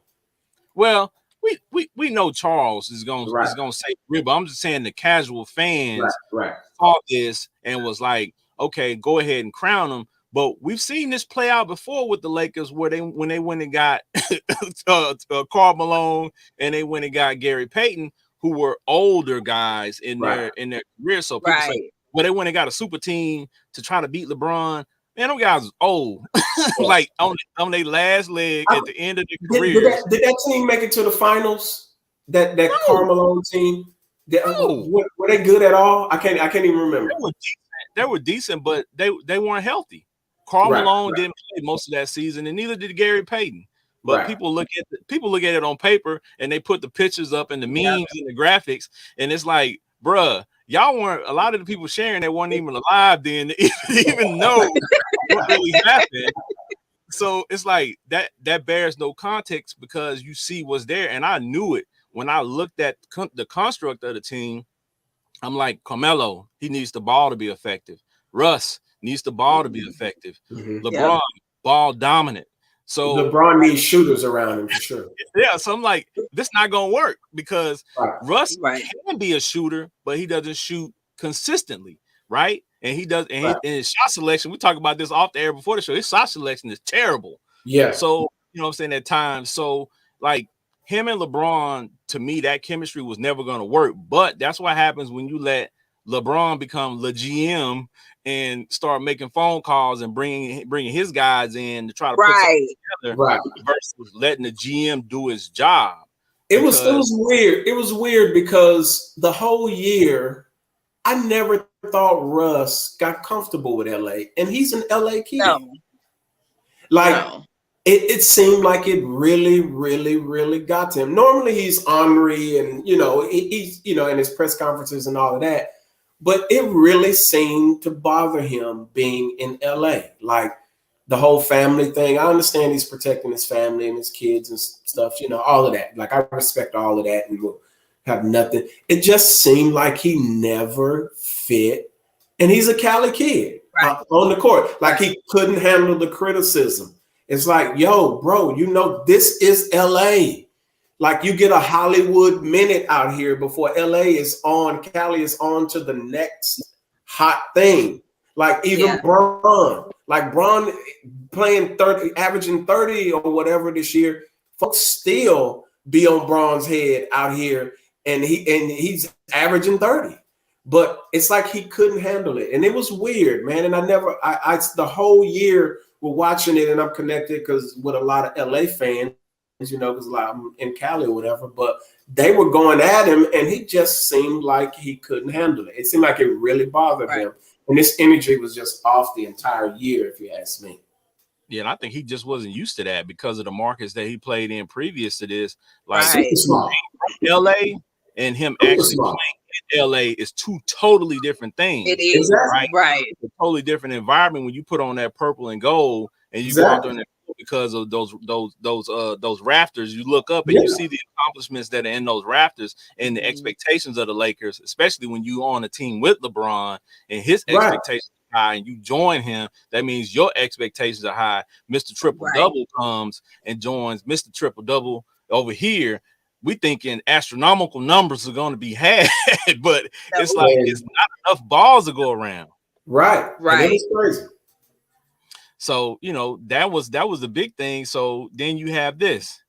Then you have, the announcement the other day that LeBron's going to miss the remainder of the season, which when he went down, I told people that I said, he's not coming back. He's not coming back. I didn't think they were. I'm going to be honest. I thought after the All-Star break, they would get it together because Russ, in the last 5 teams he's been on, after the All-Star break, he actually started to ball out. Washington, he did it, and they got them into the play-in and got to the playoffs. OKC, Houston, all of that, and he balled out after the All-Star break. And I thought, you know what, he gonna get it together. They're gonna get it together, and it just never happened. They look like a rookie team out there. Like going to one of the games and watching them like just give no energy was like, this is crazy, man. Like I like going to the Laker games because it's exciting and all that kind of stuff, but it just wasn't there. And I jumped off the bandwagon. Was like, nah, they ain't gonna make it. And then AD got hurt, and I was like, forget it, they ain't going nowhere. So Carlita, what you think about them Lakers? Well, I'm from Chicago, so I've never liked the Lakers. Okay, and it's blasphemy to like the Lakers and talk well about the Lakers if you're from Chicago. We don't do that. So I think that this season, ever since the bubble ring pop championship ring that they got, ever since that, like I don't count that. That's the championship with an asterisk on it. What? And ever since then, I've just felt like it's just been hype. They have not lived up to the hype. Hold on. Let me ask you a question. How hard do you think it was to play in that bubble? Let me think. How hard do you think it was? That bubble championship is similar to the lockout championship. If they got an asterisk next to the lockout champion, then the bubble has to have the same exact thing because the environment. Hold on. You got to look at the environment. Everything around it was not the same. It was special. Yeah, it was mentally tough. Go look at J.R. Smith's conversation about how mentally tough you had to be to play in that bubble. I'm not disputing how mentally tough it was, but I'm still saying that to me, they've been overrated.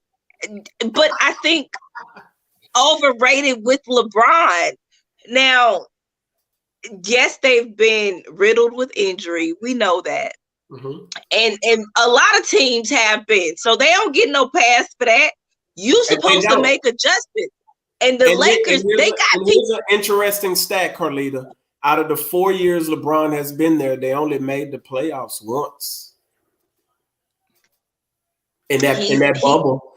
And most players believe if that season wasn't stopped, AD would have got hurt and they would have sucked that year too. So there's a lot of factors going in. But look at that. His 4 years there, they only made the playoffs once. They're overhyped. They ain't even got a coach. The thing is, the organization as a whole, if you look at it, they can't seem to get their footing. And they can't get their footing in the coaching situation as long as LeBron James is there. They're not going to get a coach that's going to take them to the next level and be consistent with LeBron James, because most coaches, you get a coach with some notoriety, a coach is going to say, this is what we're going to do. This is my team. This is how I'm going to run my team. LeBron James ain't going to go for that. Facts. Well, here's the news on that. LeBron wanted two options. He wanted J. Kidd, who ended up going to Dallas, and then he wanted Ty Lue. And the Lakers shortchanged Ty Lue. Not going to coach LeBron like that. LeBron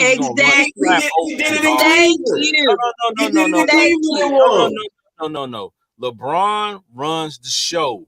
LeBron runs the show. LeBron is the coach on the floor, and all he needs is a guy kind of like Spoelstra to construct the defense, which Spoelstra was great at. Which Vogel did. Vogel did when he was there. Well, one year. I never felt like they really wanted Frank Vogel. I feel like they just threw him in there. Yeah. And just waited to let him go. They missed out on J. Kidd was their first option. They wanted J. Kidd, and they let J. Kidd go to Dallas. And that, from what the circle talks are, is that the Lakers wanted Frank Vogel. Well, they wanted Frank Vogel. Frank Vogel is out as head coach of the Los Angeles Lakers. Fired. You're fired. You're fired. So check this out though. This is funny. This is a funny little thought here. Now imagine this. Cleveland is in the playoffs with no LeBron, and LeBron is going fishing already. Could you have even imagined that? Like, he didn't even make the playoffs. I mean, and I think got there. Cleveland is trending upward, and they're missing Sexton this year. They're trending upward, so they're looking much. They're super young squad, and I think that's important. They're so young, and they got so much talent. They're only going to get better. I'm telling you, Cleveland has a lot of young talent, and Houston Rockets have a lot of young talent. And they're going to get probably the first or second pick in the draft this year. No, mark my word. Watch it. They can with what the league is, the way the league Houston Rockets. The way the league plays today. If you look at how their roster is constructed, that's what the league consists of guys that are athletic. You got 6'8", 6'9" guys from the 2 all the way through. You know what I'm saying? So guys that can guard multiple positions, and they're all young. They're all really young, similar to Cleveland. So, I mean, they have some growth to do. Don't get me twisted. But just looking at the construct, when I was looking at all these NBA teams today, I was like, okay, Houston might actually have something if they can get maybe a vet to come there. Right. If they can get rid of John Wall's contract, I think he got 2 years, maybe 1 year left, 40-something million. If they can get rid of his contract, which, by the way, supposedly LeBron wanted to get rid of Russ for Wall. But that's another story. But if they and then they'll have money, and then they'll be able to get. So they're going to be trending up if they draft correctly, because they did get some pieces for getting rid of James Harden. The Lakers could have had DeRozan, and LeBron was like, "Nah, I'm good on him." I mean, most people don't look at that. Bron was like, I'm good on that. I'm good on him. I'm good. Like, and I don't know what it is, but Braun picks talent and looks at folks. I thought what y'all was pretty good this year. But this hey, is what I saw know. today. Check this out. This is what I saw today. LeBron he wants Mark Jackson. Yeah, I hope that happens. There's no way Mark Jackson shouldn't have a gig right now, man. How do you feel about that, though? How do you feel about Carlita? How do you feel about Mark Jackson being in the talks of somebody that LeBron wants to come in and coach the Lakers? See, I think I don't look at Mark Jackson as a pushover. I look at him as a veteran coach and player, and I feel like LeBron is only going to respect a former player, is only going to respect a veteran, and allow himself to be coached if it is someone like a Mark Jackson. I'm not exactly sure if Mark Jackson is for the Laker organization, but but at the same time, I feel like the only way that LeBron James can be coached is with a former NBA player, coach, veteran that people respect, not a Ty Lue. Especially at this point in his career. Right. Especially now. And especially if he's looking to play with his son, because you really gonna need a hard-nosed coach when he start playing with his son. Wait. We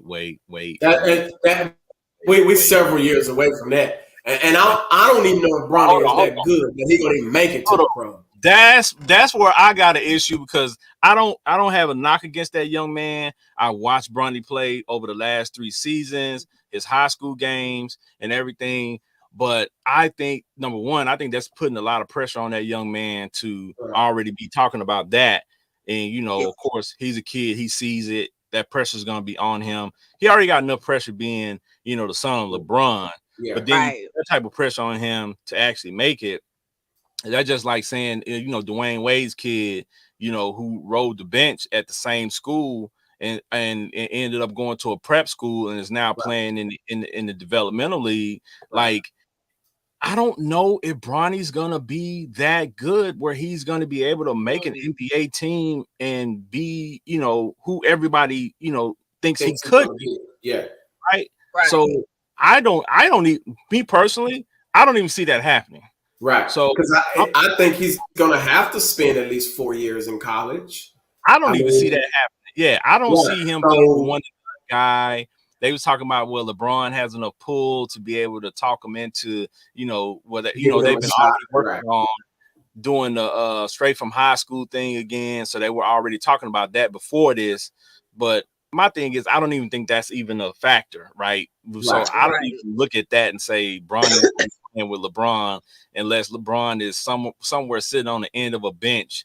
You know what I'm saying? Like, giving team, 10 minutes a game, which is not going to happen because LeBron's not going to do that. Right. Right. So hey man, it's he's 37. What you got? 4 years, maybe max for Bronny, maybe 5, So we're looking Bron at 41, 42 in the league, maybe if and that's considering if Bronny actually, like I said, makes it out of his 4 years, 5 years, you know what I mean? So I don't know. I don't think he makes it. They're talking about the other son being just as good at this age as Bronny. It might be better than Bronny. So I don't know. We'll see. I've seen Bryce play, and I think Bryce is better than his brother. Right. Quite honestly. So, but he's very far away from talking about right. So, but that's the craziness. And Shaq had to chime in. Y'all agree with this or not? He said you can't have 4 top 75 guys on the same team and not make the playoff, period. I don't care who's playing. I agree. That's true. I know. I agree. That's true. And the reason I respect Shaq and the reason why he's on the back of this wall right here is because he's always gonna, as a commentator, he's always gonna give his hot take. but he's always going to just let you know, look. But what's funny is he had the same thing and he didn't.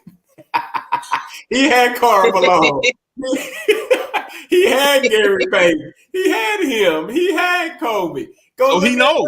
You get what I'm saying? And they got their behinds whooped. So listen, I get it. I do agree with his comment, but then you also have to look at it and be like, look, bro, like y'all had a dominant squad and y'all was supposed to be all that in the bag of chips. And guess what? If I remember correctly, that year, Karl Malone was hurt just as bad for the whole year, right, Ken? Yeah, for most of the year. Yeah. Right. I think he only came back near the playoffs when they went into the playoffs. I think he came back maybe a week or two before they hit the playoff run. Right. So said that the Malone Payton Lakers made it to the finals and they lost in a gentleman's sweep 5 games to Detroit. Yep. That's right. Yep. They did make it to the finals. Yep. That's right. That squad, they weren't healthy during the regular season, but they were good enough to get to the playoffs. And when they got to the playoffs, then Malone and Payton played, so they contributed, but they still weren't. They didn't. At that chemistry point, was all messed up. Yeah, Detroit wasn't going to give you 30 points a game. He was not going to give you 30 points and 8 rebounds a game. He just wasn't. Right. Gary Payton couldn't lock up your best perimeter guy. He just wasn't going to lock nobody up on the you know what I'm saying? I mean, he wasn't the glove anymore. He was more like, I guess what they say, a plastic glove at that point. But you know what's funny? You know what's funny, Ken? He went the next year and won with Miami. Yeah, riding on the end of the bench.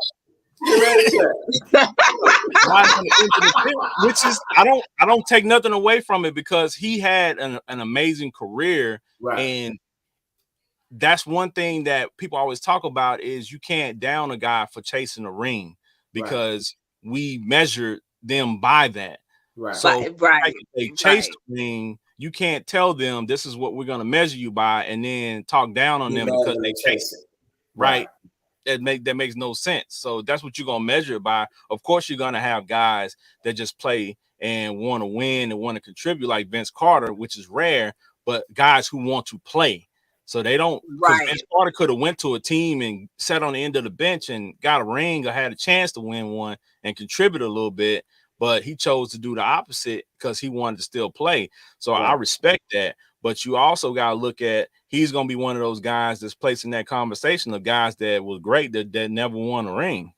Right. I mean, it's it's one of those conversations, and it's funny that we're talking about that now because LeBron made this comment and people went crazy about him wanting to play with Steph. But you remember last season when Steph was playing and they had all those injuries and they sucked.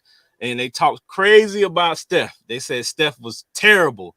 Steph was not the guy that he was supposed to be, but he received that criticism. And now LeBron is in the same kind of situation. And now they're saying, well, they had injuries. They had all this. They trying to give him excuses that they want some sympathy for Bron. But the team was terrible. The team was terrible. You played a majority of the season. And you only played, you were injured a little bit, of course, as he probably will be, because he's getting older. Right. The car's going to break down. The more miles you got on it, the more likely it is to break down here and there, but you're going to fix it, keep rolling. But, I mean, that's going to happen.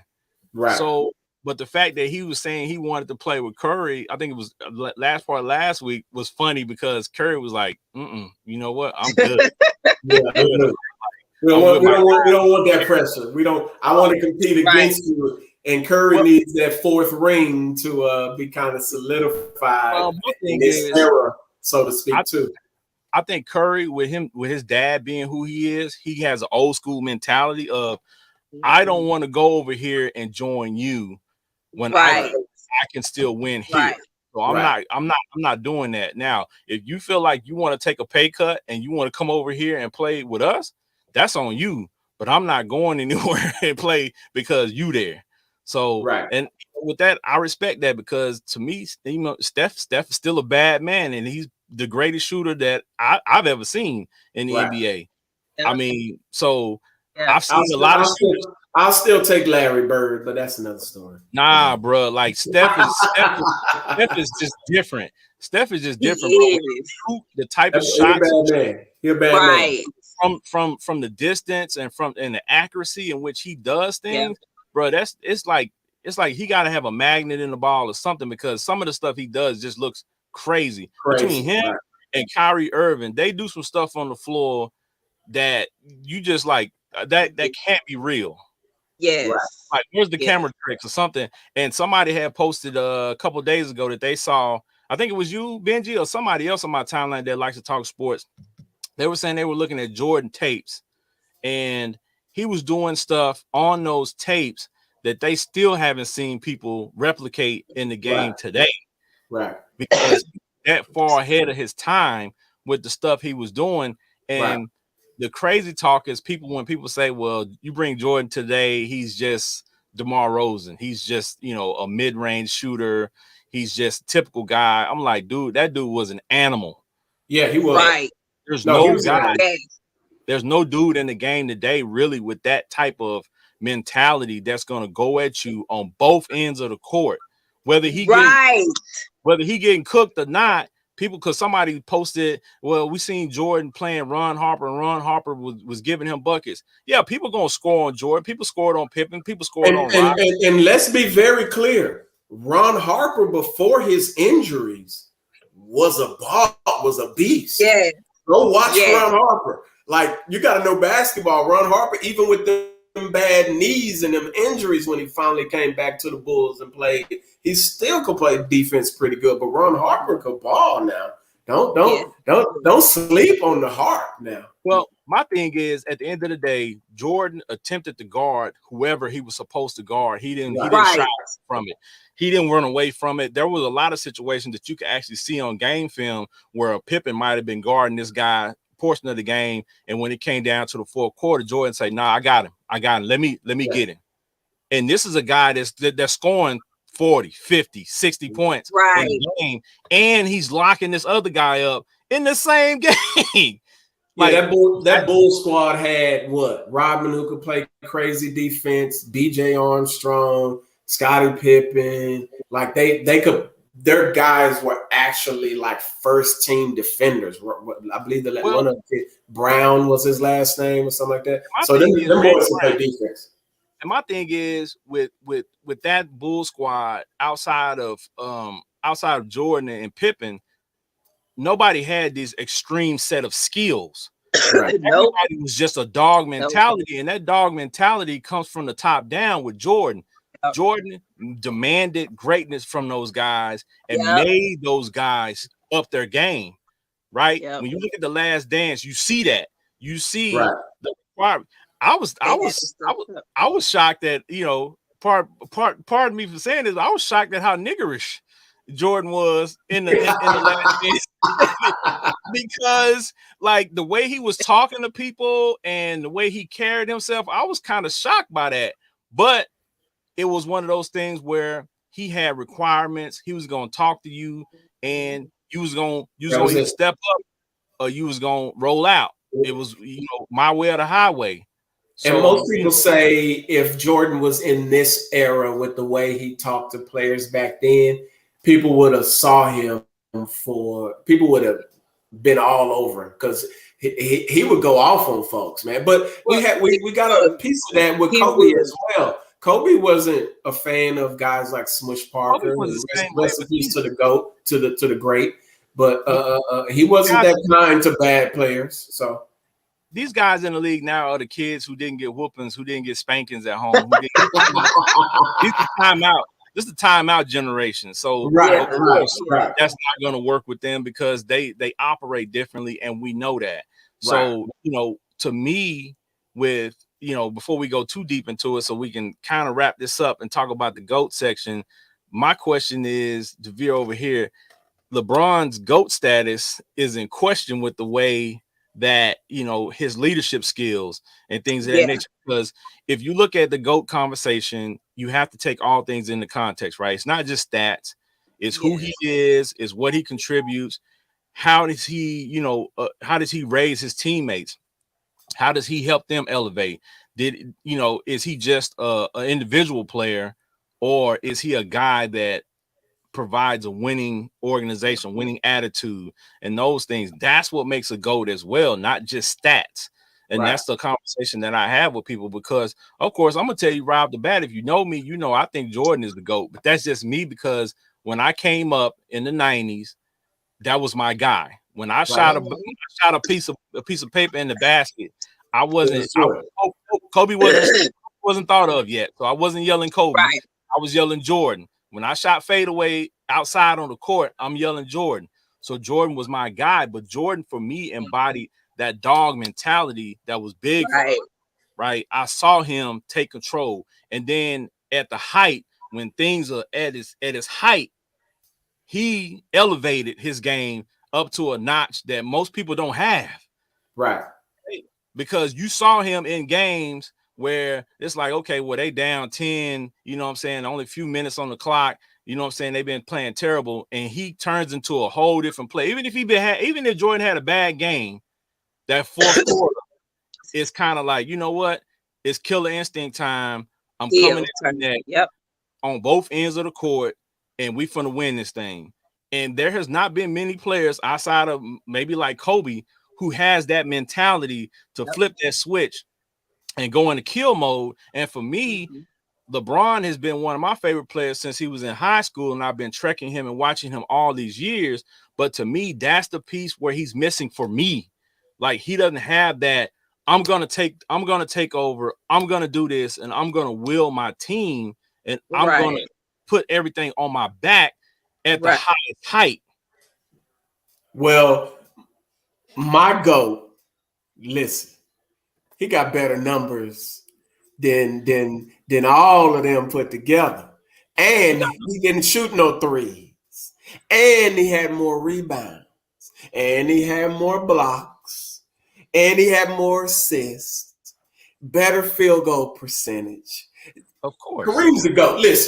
Listen. I know Kareem back then, it was a little bit sketchy because, he was into his, religion thing, and he just wasn't going to let you punk him.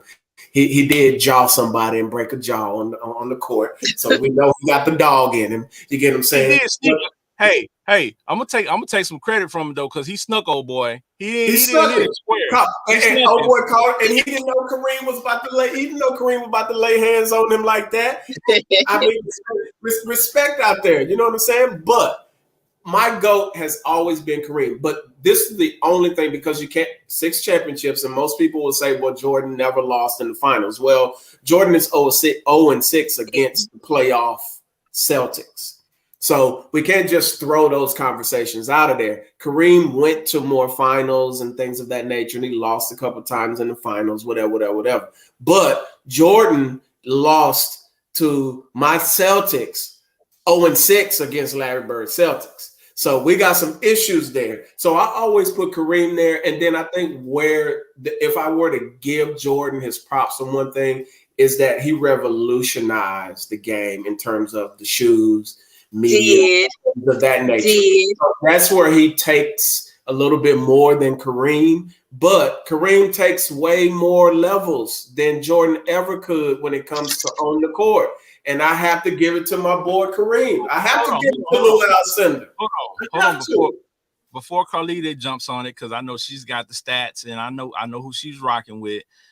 Let me also point out a few things to me that the reason why I also pit Jordan above these other guys is Jordan wasn't the biggest. He wasn't the strongest. He wasn't even the fastest or any of that while he was on the court, but he still managed to be so dominant against anybody that he played, right?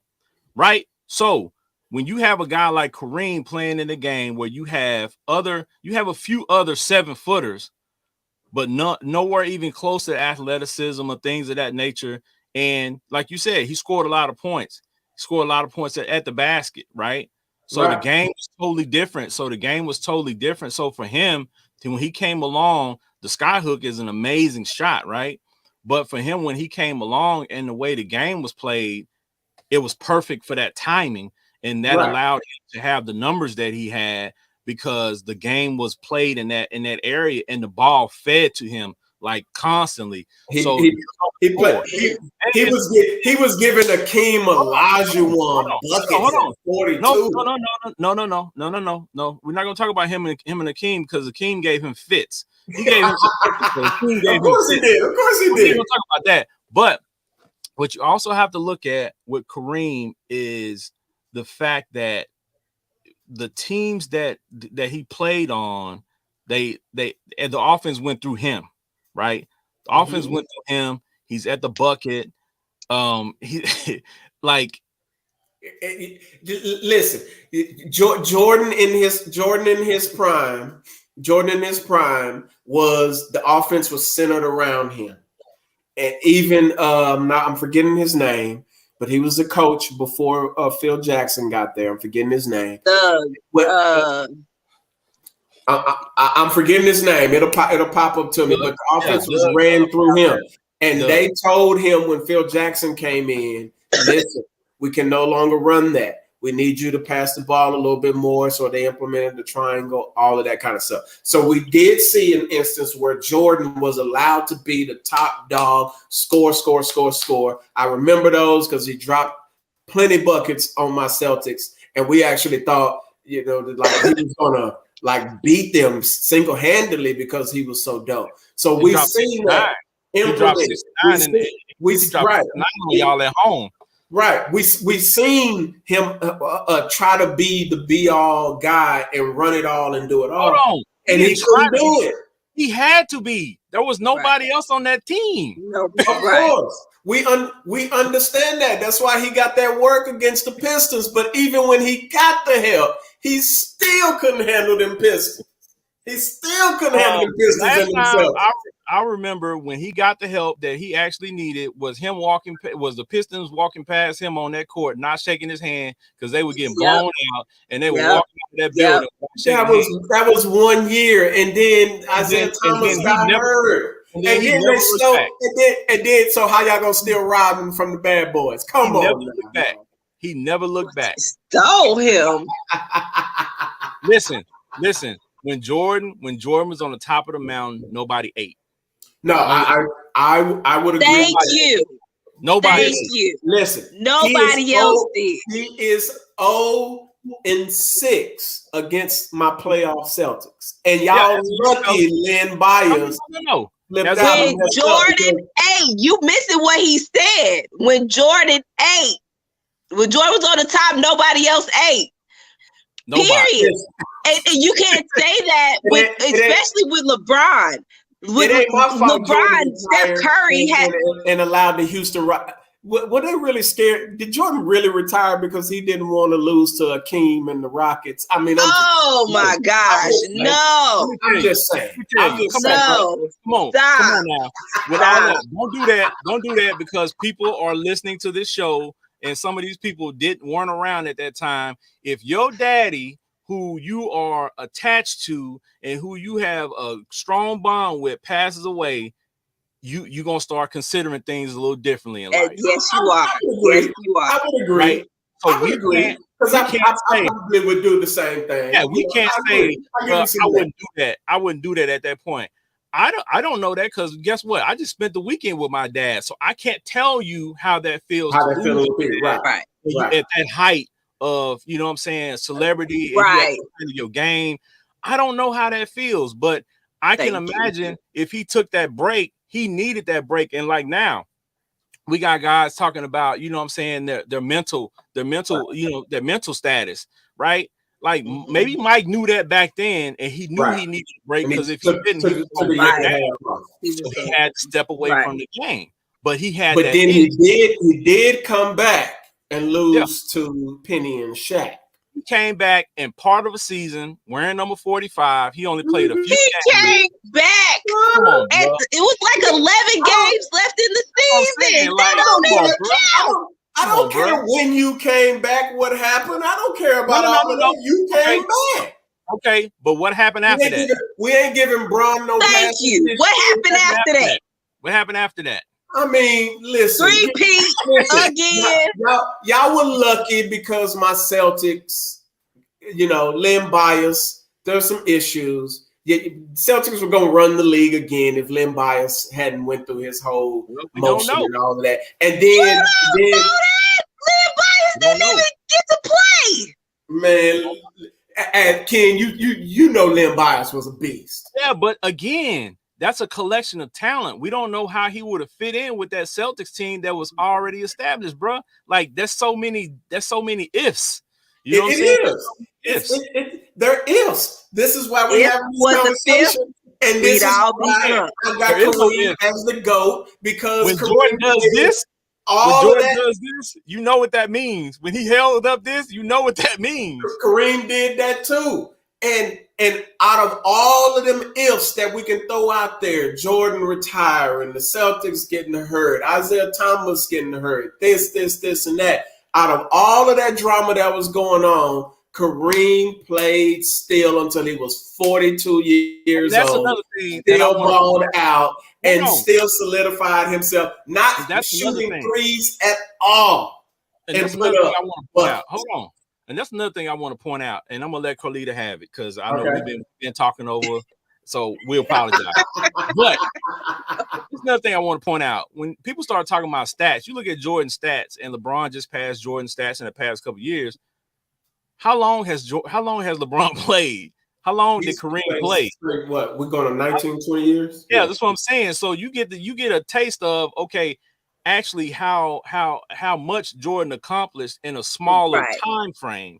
That's just like when people compare when we go, talk NFL talk. We won't talk about it today. Maybe next episode we have a sports talk when people talk about Emmitt Smith and Barry Sanders, because I'm a Dallas fan, but I like Barry as a running back more than I like Emmitt. And people always say, you crazy, he had more yards and all that stuff. But I'm like, dude, Barry played 10 years and broke out. And he was 2,000 something yards short of breaking a record when he retired after 10 years with a terrible line and a terrible team in Detroit. Yeah. Barry was a beast. So that's what I'm saying. So like, that's when we get caught up in the numbers game and the stats. But for me, it's the eye test, and it's what Jordan stood for, and it's him being the shooting guard and being dominant in a league where the center was a dominant piece still at that time. If you didn't have a dominant center, they said you couldn't win, and he proved them wrong, because let's be honest, how many dominant centers does Chicago Bulls have? Zero. Hey man, we had Luke Longley. We had Luke Longley. Yeah, Luke Longley.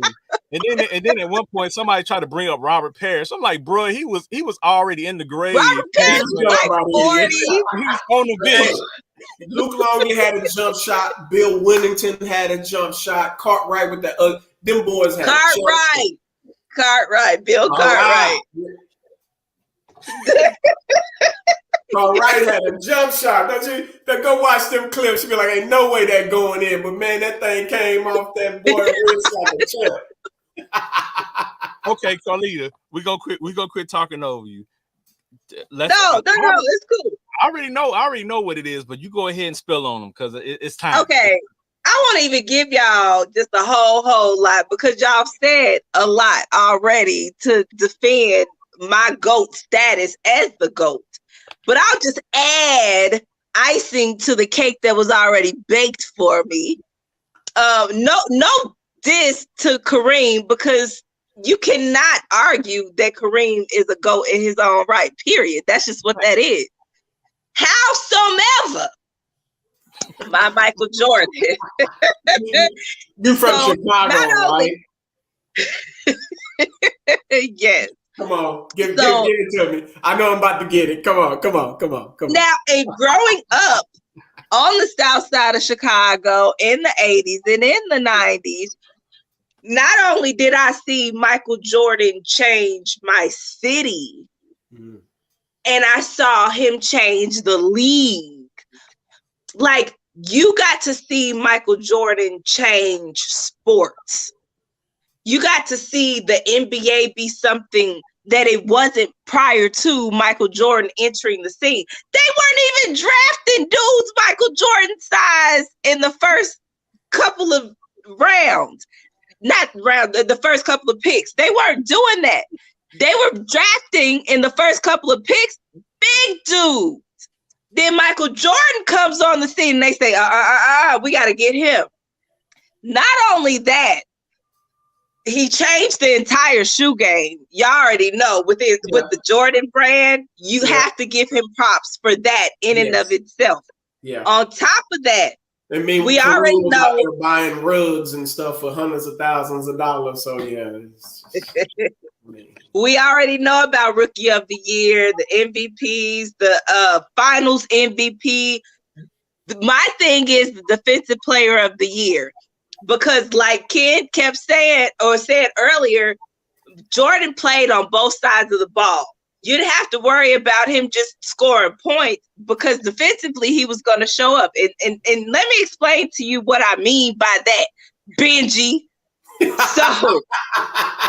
he got Defensive Player of the Year. But Jordan has the third most steals in league history. The third most steals, in league history. Not only that, he had the most blocks by a guard in NBA history, too, up until D. Wade demolished that back in 2018, 2019. He also led the league in scoring 7 seasons in a row. That is consecutively he led the league. Okay. All right. Not only that, he did all of this throughout his entire career with only one of his teammates that received the All NBA vote. The NBA All Team. Now that know Goodwill, they just didn't want to give it because Goodwill Pippen should have been on that list. Come on now. Hey, Pippen, I love Pippen is a woo to Pippen, okay? He didn't get the credit that was due to him, and I believe that was because he was in Michael Jordan's shadow. I hate to say it the way that I said it, but that's how it's said. So, not only that, Jordan, we already know he was undefeated in the finals, right? Of course. The most finals MVPs of all times, because every time he went to the finals, he got MVP. Okay. In 35 career finals games, Jordan averaged 33 points, 6 rebounds, and 6 assists. Okay. In 35 career finals games, he averaged that. Okay. Now, this was something else too. I already told you. Kareem. I already told you about the 82 game season. He played 9 times. He did that in his career. No other player is even close to that. Okay. But then, you know what Ken was talking about, the state of the league and this, that, and the other. One of the things that we were talking about was just Michael Jordan and his impact in the league in general, but also just in media. So during his final 3 seasons of his prime, the NBA averaged a record high of a 5.0 rating. Okay. And this is the media television rating. They averaged that 5.0 during his prime. After 1998-1999 season, the NBA has never reached a 4 rating again. That was all Michael Jordan. That was all Michael Jordan. You can't say Kareem changed the game, the league, the way that Jordan did when I give you these stats and say, what made people want to watch the NBA? Michael Jordan. Michael Jordan made them turn on. They wanted to be like Mike.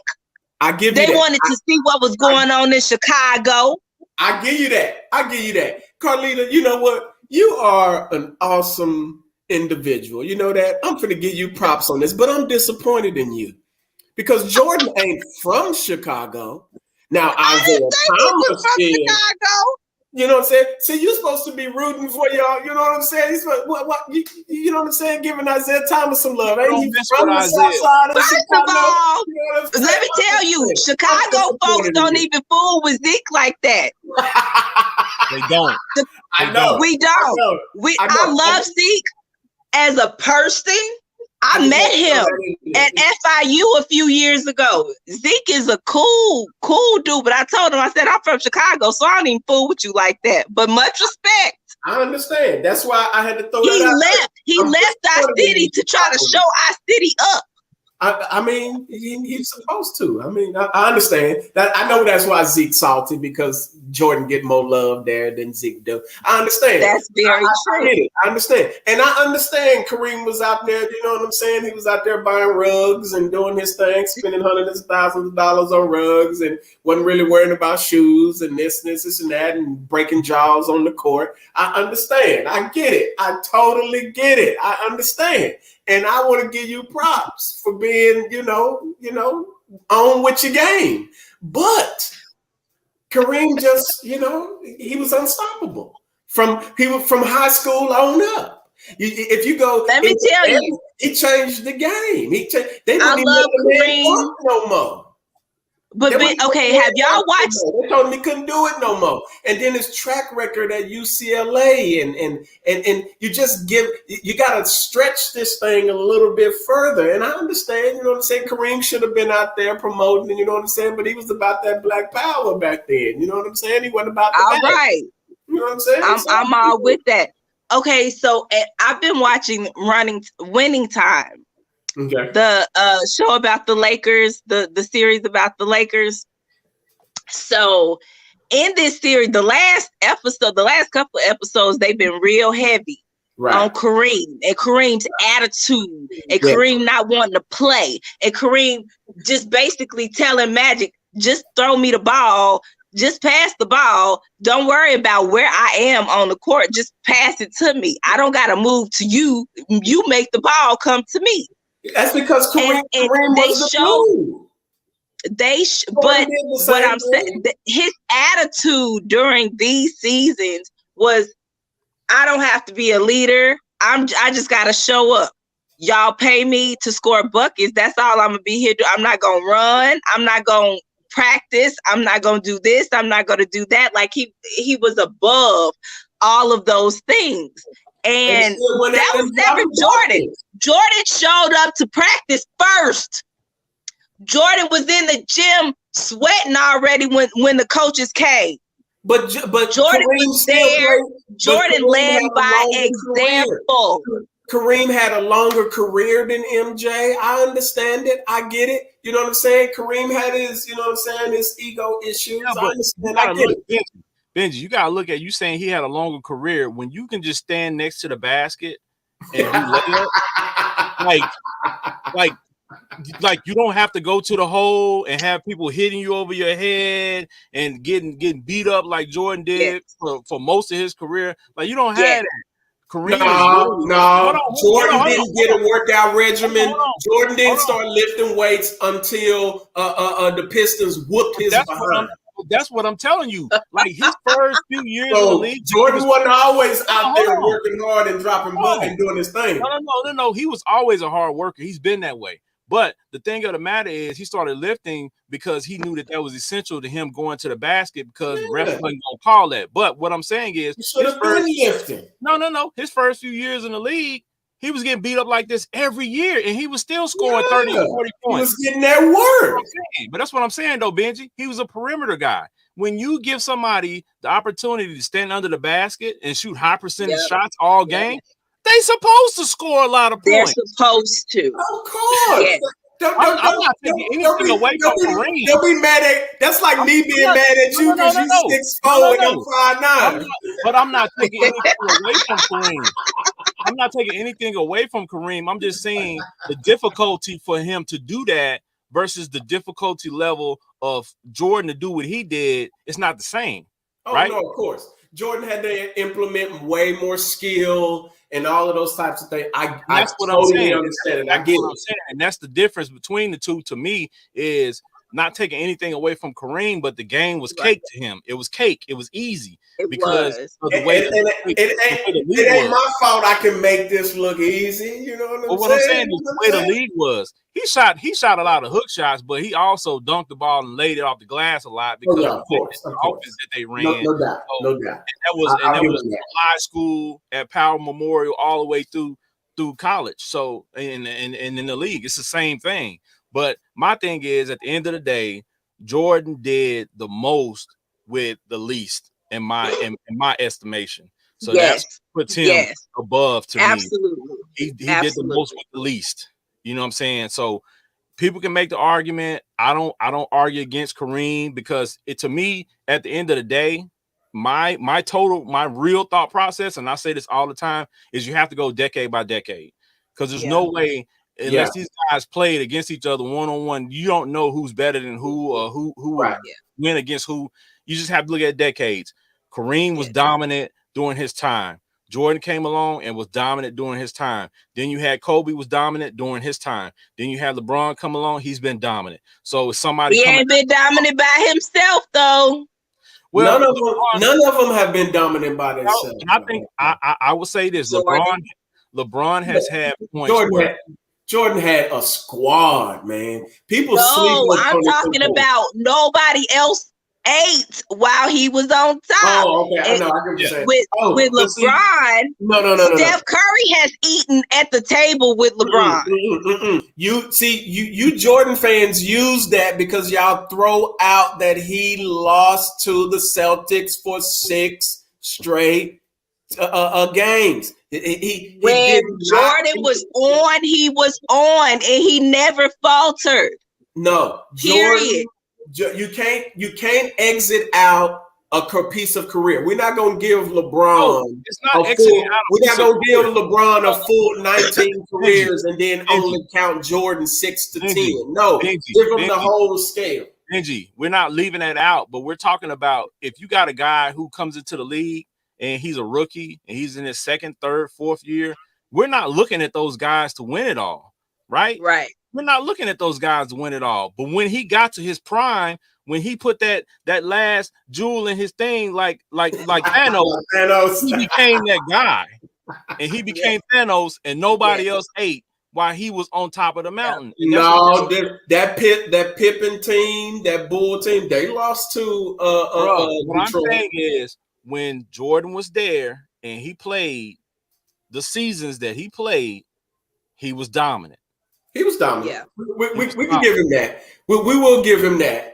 We will give him that he was dominant. He did his thing when he went to the final. He did his thing. We're not going to exit that out. But we also not going to let y'all remove them 2 years. Yes, his father passed. Yes, there was tragedy, but in between them 2 years, I don't care that he left basketball. We're not giving him no pass for no 15-year career and he quit for 2 or he left for 2, whatever you want to call it. He still had a 13-year career, 15-year career. And in that span, and if you go watch some of the documentaries, the talks, the Bulls did not have an answer for Akeem Olajuwon on that team. Oh my gosh. Here you go. Nobody did, bruh. Of so course. You acting like it was just a Bulls. But when Jordan came back and he was at the height of his game again, and he was back again, what happened? Hey, by that time, Kareem them was shut it down. I mean, not Kareem, Olajuwon them was done. You know that. Three-peat, back-to-back, 6 championships. 2 three-peats. Hey, listen. At that time, Scottie, that contract Scottie Pippen signed was the reason Jordan and y'all were able to do what y'all needed to do. That has nothing to do with Jordan. That has everything to do with It has a whole bunch. Because if Pippen would have gotten paid money that he was beefing for on because what did he sign, like a 7-year, $19 million deal? But that's his own business, bro. That is. But we're not going to leave Pippen out of this equation and act like Pippen wasn't instrumental in them Bulls teams being. Hold on, Benji. He was all right.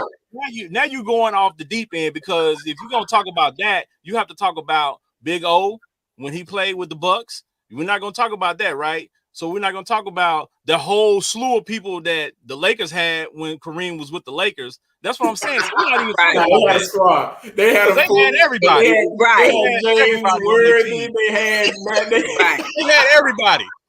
They had everybody on that Lakers team. So of course they did. I can't lie about that. And they had Jerry Buss. So that's what I'm saying. So of course he's gonna. What we're saying is when Jordan stepped on the court, regardless of who his teammates were, he was that guy. Right. Yes. He was that guy. But I go back to what I said earlier.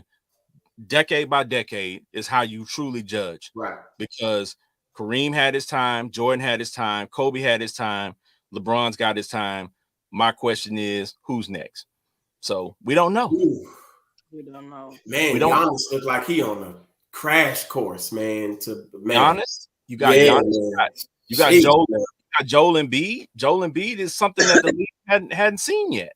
I know it. He hadn't won one yet, so he can't enter that conversation. You know how it's gonna go. You can bring up Charles Barkley as one of the best power forwards ever, but he didn't win a ring, so we can't. No ring. Okay, so let's do this. Let's do this before we wrap up. Who's your pick to win it all this year? So let's just get that out the way so we can wrap up. Go ahead, Carlita. This season, okay. I think who did I pick? I think I'm picking. Ooh, it's a struggle this year. Because the NBA is harder for me to do picks for, but I know who it ain't gonna be is the Lakers. But you know what? I'm really thinking that perhaps the Bucks can do it. I don't know. I want the Bulls to pull it off. They hurt, man. Lonzo Ball, Zach LaVine got a knee injury still. Yeah. I thought they would look really good until Lonzo Ball and then the kid who left LA and went there. I'm forgetting his name. The white boy, Alex Caruso. They looked really good when they had a full team, and I thought they would do. But when Ball got hurt, I was like, they ain't getting those easy buckets no more. So, yeah, the Phoenix Suns, man, the Suns is nasty. Right. The Suns, they sick. So that's gonna be my pick. But my dark horse, I want my dark horse to be the Bulls so bad. But yeah, that's what I got. Gotta rep hometown. Chi-town, born and bred, Texas fed. Okay, let me go ahead and knock mine out. Then I'm gonna let Benji close out. Okay.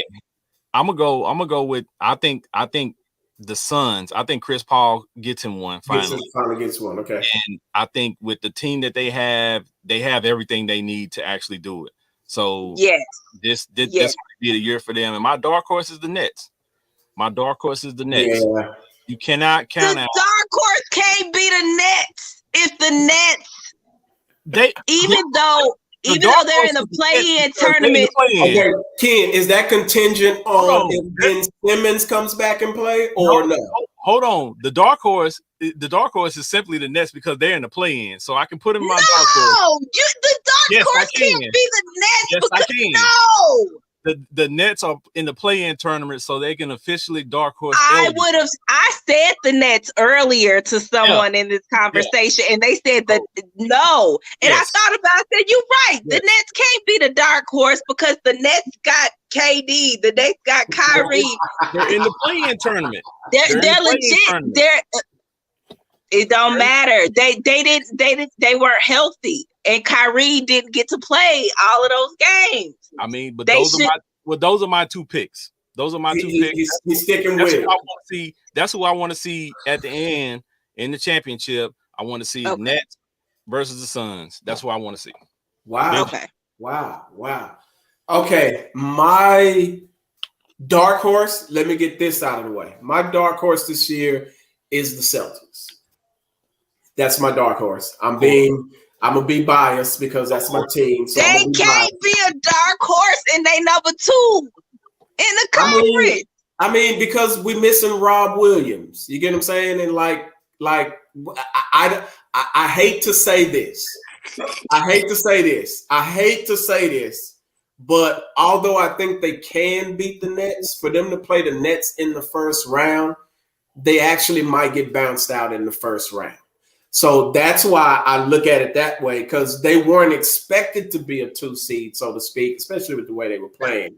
So that's just kind of my throw in out there. But who I think ultimately will win it this year, this might sound crazy, but I got the Miami Heat taking it this year. And that's contingent, again, on if their whole squad is healthy. Oladipo just dropped 40 the other night, so he looks, like he's, back to normal. And I just don't have faith that CP3 going to remain healthy throughout the entire playoffs. And that's the only reason why I can't say the Suns, although I would love for CP3 to win a championship and solidify himself. He's already the point guard. But, I mean, it seemed like the dude been playing forever. Like, it don't look like he's going to slow down and retire. But I actually have the Miami Heat winning it all this year, because I believe the Bucks wouldn't have won it last year if KD and them didn't get hurt. So those are my picks. Okay. I mean, hey, those everybody sounds like it's something reasonable. There's no far-fetched, nobody dug deep in the basket and said, let me pick the nut. Well, you know what? The Dallas Mavericks. You know what? My pick until Luka got hurt. No. You know what? I would be remiss not to mention the Grizzlies. The Grizzlies. Yes, Ja Morant. Bruh. Like, he's one of the few people that I would pay my money to go see him play, right? Because like he's just that dude. But they got a solid team. Of course, they're number 2 in the West, but they got a solid squad. So you can't stick on them either. So it's the only thing that worries me about them is their 3-point shooting, and that's it. 3-point shooting and their free throw shooting in the playoffs when everything slows down. So that's the only thing that worries me about them. To a half-court game. So that's where a lot of the teams, you have to look at how they're built, how they're constructed.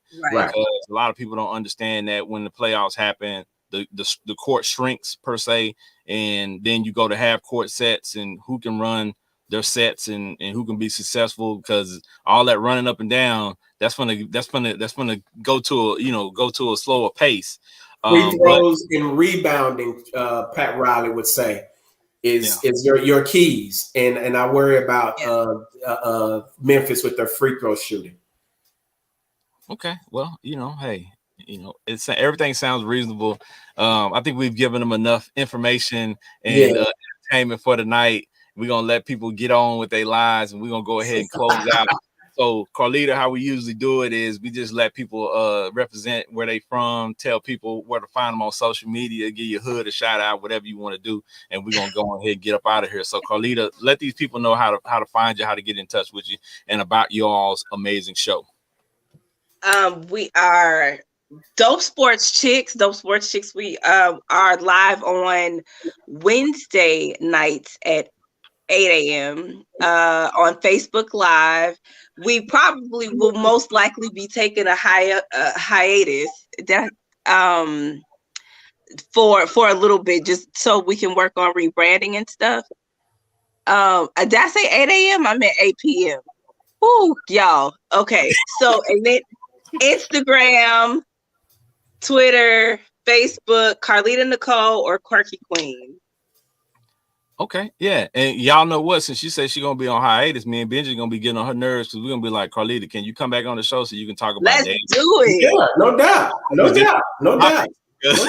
I get wine?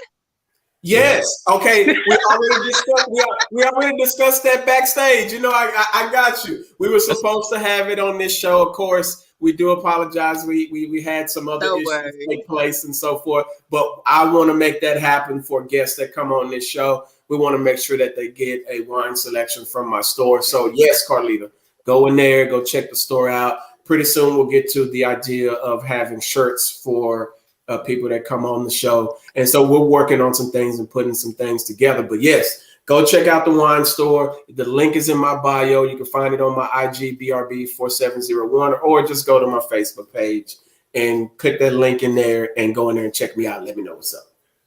Yeah, it's a perfect segue, Benji. So, you know what I'm saying? You got anything you want to say to close out? Nah, man, this was well, I'm about to say something. I just said, nah, go ahead. Run it. Go. We done. We out of there. We done kept y'all way over time. Get out of here. It's Taco Tuesday. I want something to eat. Even though I made food, I want something to eat. I'm hungry. So all right. Well, y'all already know y'all can catch me at Big Ken's Comedy on IG, Big Ken's Comedy on Twitter, Big Ken's Comedy on Facebook. Y'all can catch the Fire Session Podcast on all social media platforms. Make sure you go to YouTube, click like and subscribe on our channel so you can get these dope videos and dope uploads that we do every week. We're on every Tuesday live at 7:30 p.m. We have different topics. We cover different things. We interview different people. So go check out our past work and come every Tuesday with an open mind, because we have different stuff going on. So, and if you have any, ideas, or you have any people that you think would be interesting for us to interview and you want to kick that idea to us, we're more than welcome. We take those ideas and we take criticism as well. So if you have something that you say, you know what, y'all could be better at this, hey, let us know, because we're trying to get better and we're trying to bring you the information and the material that you need to, make this life a little bit easier and a little bit more entertaining. So, hey, y'all know we've had fun. We've had a great conversation. We got a little argument in there, but that's a banter. It's a little banter, but that's what it's here for. We've enjoyed ourselves. We appreciate everybody for hanging in. I know we had a lot of people comment and everything, so we will go back and look through those comments, and we will continue the conversation in the comments. And if you have anybody who has your banter back and forth, y'all can send them this video. Y'all can share it on Facebook and let other people join the comments as well, because I'm pretty sure they're gonna have something to say as well. But we appreciate our guest Carlita Nicole for coming. Thank you. Very dope show. Thank y'all for having me. Yeah, we definitely wanted to get her on, and we will have her back. But we're gonna let y'all get out of here and get something to eat. Y'all enjoy the rest of y'all week, and y'all already know it's the Fire Session Podcast. Peace. Solid. Follow us on all social media platforms. Just search Fire Session Podcast.